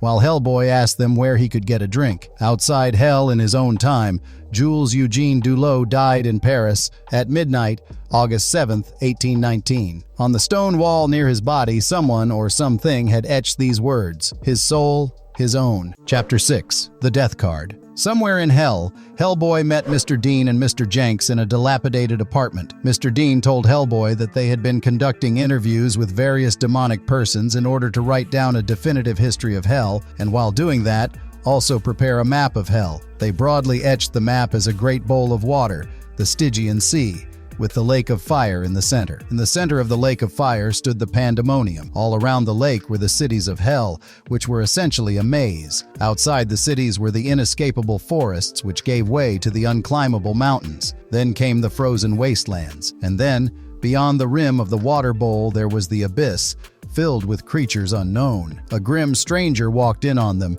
asking to play a hand of cards with Hellboy. Hellboy vaguely remembered him, but it was the vampire of Prague, who was supposedly killed by Hellboy. Hellboy asked him what game he wanted to play, and the vampire replied that all games were the same. Hellboy recalled everything, and just then the vampire attacked. As the dead people talked about the origin of the vampire, Hellboy fought him over the houses. The vampire overpowered him and threw him into a castle that resembled a place from Prague. As Hellboy recollected the past events, he walked amidst different ghosts in that ghost of a place. The stringed puppets attacked him, but Hellboy broke free. The vampire boasted that he was the king of hell. There were no churches, no sun, and no church bells. Suddenly, the ghost of a man appeared and rang a church bell, and the vampire turned into a bat and flew away frightened. That man said that he was once a man from the world, but he was dragged by others, tied to a bell and thrown into the sea. There in hell, that man was the minister of the dead. He had witnessed millions of souls arriving to hell and millions thrown to suffering. He bid goodbye to Hellboy and prayed that they met again. In the end, he took his leave. Chapter 7. The Hounds of Pluto, Part 1. Somewhere in hell, Hellboy lay in pain, as two ghost doctors came to him and offered him a medicine to drink. On drinking the medicine, Hellboy's soul was transferred to a dreamy place that looked a lot like England. A strange lady came behind her. She unveiled to him the New World tree, sprung up from Hellboy's blood, his sacrifice. When it's grown, it would be the tree for the New World as the old tree was dying. Creatures in hell gnaw at its roots, and something worse was coming. A cancer at its roots. That lady was part Alice and part Queen Mab speaking through her. She said that the new world would be hers one day, but Hellboy would not be a part of it. Hellboy's dream broke, and he found the doctors standing in front of him. The doctors told him that he was gravely ill. Some sort of parasite had latched onto his soul, and soon Hellboy would end up as one of the empty husks that stared at the shore. When Hellboy asked for help, the ghost doctors said that only one man could help him, but he was on trial. They took Hellboy to a court full of the dead and ghouls and creatures from hell, where a certain Dr. Hoffman was on trial. The jury declared that Hoffman was innocent and was free to go. However, the man who dragged him to the court, Dr. Wilhelm Coppelius, was excruciatingly angry and turned into a towering monster, ready to smash Hoffman. However, Hellboy punched him down and saved the day. The doctors with Hellboy, Chatrian, and Erkman told Hoffman about Hellboy's ailment. Hoffman offered to help willingly and invited them to his home nearby, as Coppelius watched in anger. As they walked, Hellboy asked Hoffman about his trial and Coppelius. Hoffman narrated his sad story. He and Coppelius were at the university together, but after that they had not met for years. One day, Coppelius invited him to show him something. Coppelius had crafted a golem, a being of clay and magic that obeyed his every command without question. For a time, the creation served Coppelius flawlessly, carrying out tasks with precision and willingness. However, the day came when the golem malfunctioned and went on a rampage, leaving a trail of death in its wake. The townspeople, horrified by the bloodshed, turned their wrath on Coppelius. Banished and alone, Coppelius wandered into the icy wilderness. The cold took him, leaving him frozen and lifeless. In the afterlife, Coppelius found himself in hell, consumed by bitterness and rage. He could not accept responsibility for the tragedy, instead laying the blame at the feet of his old friend, Dr. Hoffman. Over the years, his anger grew, twisting him into a more demonic form, and all he wanted was revenge. Finishing his story, Hoffman asked the doctors to stand outside and made Hellboy stand in front of a mirror. There, he saw an insect-like monster that was latched to Hellboy's soul. He gave Hellboy a temporary medicine to control the infection before he could be dealt with. But right then, Coppelius attacked, taking the form of a giant monster. After Hellboy started feeling okay, Hoffman called the doctors in and asked Hellboy to carry a trunk to the courtyard. He asked all of them to wait outside as he planned to trap Coppelius inside a dead cat. As Hellboy waited, Hoffman chanted his incantations, and all the dead in hell watched in horror, whispering. Hellboy saw Coppelius, now a monster, approach Hoffman's house, while Hoffman called him from within the dead cat. Chapter 8. The Hounds of Pluto, Part 2. The monster that was once Wilhelm Coppelius attacked Hellboy. Hellboy, feeling well already, engaged him in a fight. As Hoffman called out to him, he grabbed Hellboy in his monstrous hands. However, Hoffman finished his ritual at that moment, and Coppelius's soul was trapped inside the dead cat. The dead cat came to life and bit off Hoffman's ear. Hellboy caught it by its tail but could not hold on. It grew in size, a giant dead cat. However, Hellboy jumped in time and punched it hard to knock it out. It fainted and reverted to a small cat. Hoffman tightened the string around its neck and kept the fossilized dead cat on a shelf. Hoffman and Hellboy walked down the stairs to arrange a permanent fix for Hellboy's ailment. Hellboy narrated the story of his life to him on the way. They arrived at a desolate place where Hoffman told Hellboy to sit on a stone platform. After waiting for a long time, they saw 3 giant insect-like creatures approaching them. Hoffman told Hellboy that they were the Arinyes. Some called them the Furies, Alecto, Megaera, and Tisiphone. Sometimes they acted of their own volition, but more often they were invoked to see justice done when some criminal has escaped the common law of men and gods. They hounded the guilty till he or she was reduced to a mindless phantom, doomed to wander in the dark for all time. Hoffman asked the Furies why they were hounding Hellboy. The Furies charged Hellboy with murder in return, the murder of his own 2 brothers and his father's brother. Hellboy said he had nothing to do with such a crime. The Furies struck down Hellboy and drew his blood. One of them tasted it and found out that Hellboy was indeed innocent. They became furious at the being who had lied to them and sent them after Hellboy. It was Gamori. The Furies conjured Gamori in front of them and asked her why she had lied and sent them to get Hellboy. Gamori screamed at them to get her revenge or go and link their master's feet. When Hoffman asked who the master was, Hellboy said that it was Pluto, and the Furies were his hounds. Hellboy remembered Gamori. She was, in fact, Hellboy's spiteful half-sister, who harbored a deep grudge against him. In 1948, she hatched a plan to kill her younger brother, convinced that he would one day bring about her downfall and that of their uncle Astaroth. However, her assassination attempt failed, and Astaroth, furious at her betrayal, issued a strict decree. As long as he lived, Gamori was forbidden from ever laying a hand on Hellboy or conspiring against him again. After the Arinyes found Hellboy innocent, they turned their wrath on Gamori for deceiving them. They took away Gamori. Then they confided in Hellboy that Gamori would be made to suffer. When her punishment would be finally over, she would be sent to follow a river of blood leading to Pandemonium. There, Gamori would uncover the source of the blood. Satan himself, his throat slashed, the blood flowing from his lifeless body. The sight of Hell's fallen lord would drive Gamori to madness, her screams so powerful that they would reduce Pandemonium to ruins, shattering the very heart of Hell forever. After everything was over, Hellboy sat at the old world tree and lit a cigarette. Chapter 9. The Spanish Bride. Hell was no more. It had fallen when the screams of Gamori destroyed Pandemonium. The minions of the Demon King, Rumael and Shax sat and lamented their masters. They decided to go and ask Beelzebub to take them in. For that, they wanted to bring him the head and hand of Hellboy. So they attacked him, even after Hellboy warned them. A bloody battle ensued. The 3 demon soldiers stabbed and pinned Hellboy to the carcass of the old world tree. As one of the soldiers tried to cut down his head, a fiery blast obliterated him. The other 2 soldiers ran away scared. Hellboy saw the ghost of a mysterious woman stand in front of him. He recalled that it was his bride from Spain, a servant of Hell, whom he married in his previous life, in a drunken stupor, whom Hellboy had killed the next morning when she turned into a monster and tried to kill him. The bride revealed that she wanted Hellboy to destroy the creature that she had become. She was bound to serve in Hell. So when Hellboy killed her, she reached Pandemonium and heard the talks of Hellboy having come to Hell. She was the one who had subliminally suggested and persuaded Hellboy to slit Satan's throat. She said that Hellboy's father, Azael's throne, and his broken sword were left unclaimed. She had taken Azael's ring and told Hellboy that she was going to go far away and hide herself. She gave Hellboy their wedding ring as a memoir of simpler times. If Hellboy wanted a new life, he had to finish his old one. As the bells rang, Hellboy freed himself and went ahead in his path forward. Chapter 10. For Whom the Bell Tolls. Somewhere in hell, the devil that had once tormented James Dulo in the 3 golden whips flew and crashed into the bell of hell. He fell down, and his grandmother came to his aid. He was already blind. When asked, he narrated the events that had transpired. Pandemonium had fallen. The princes fled their city with their armies. Their armies turned on them and tore them to pieces. A few survived, hidden away in Beelzebub's castle, out near the edge of the world, where Dulo's devil and a few others offered themselves to be slaves. Beelzebub had the plan to cast all the survivors to the bottomless pit and ask for the help of Pluto, their long-lost brother, the Lord of Underworld. Pluto was originally one of the Watcher angels cast off the face of the earth for creating the Abdu Jahad. This was the first fall of angels. Some of the Watchers, Satan among them, were allowed to remain on Earth for a while, but when they refused to bow to the newly created race of man, they too were cast into the pit. This marked the second fall.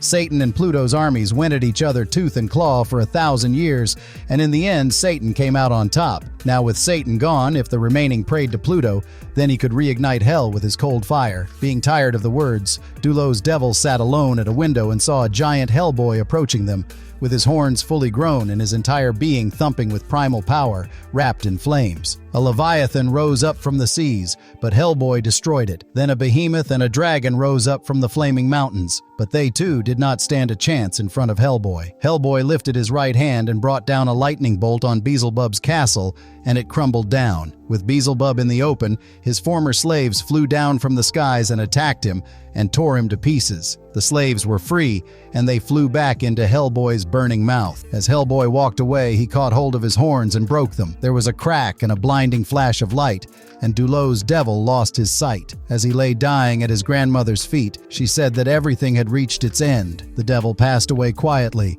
while the grandmother prayed in silence. With hell destroyed, Hellboy walked to his house on the beach, shown direction by a dove. There he found 3 glowing shapes and remembered how the humans had a chance to finish him when he appeared on their world, but they didn't, and instead named him Hellboy. The end. In the concluding arc of BPRD The Devil You Know, Hellboy returned, resurrected from the dead. He rejoined forces with his longtime allies, Liz Sherman and Abe Sapien, to confront the growing threat of the Sadhu Hem and a small faction of demons intent on taking over Earth. Together, they managed to defeat the demon Yom-Yael, who had been possessing a young girl named Varvara. However, after Yom-Yael's defeat, Varvara revealed her true identity as the daughter of Rasputin, an old enemy. She resurrected Rasputin, leading to a final confrontation between him and Hellboy, in which both perished. In the afterlife, Hellboy's spirit was guided by Edward Grey, who showed him the final stages of the apocalypse. Meanwhile, the BPRD agents saved a remnant of humanity,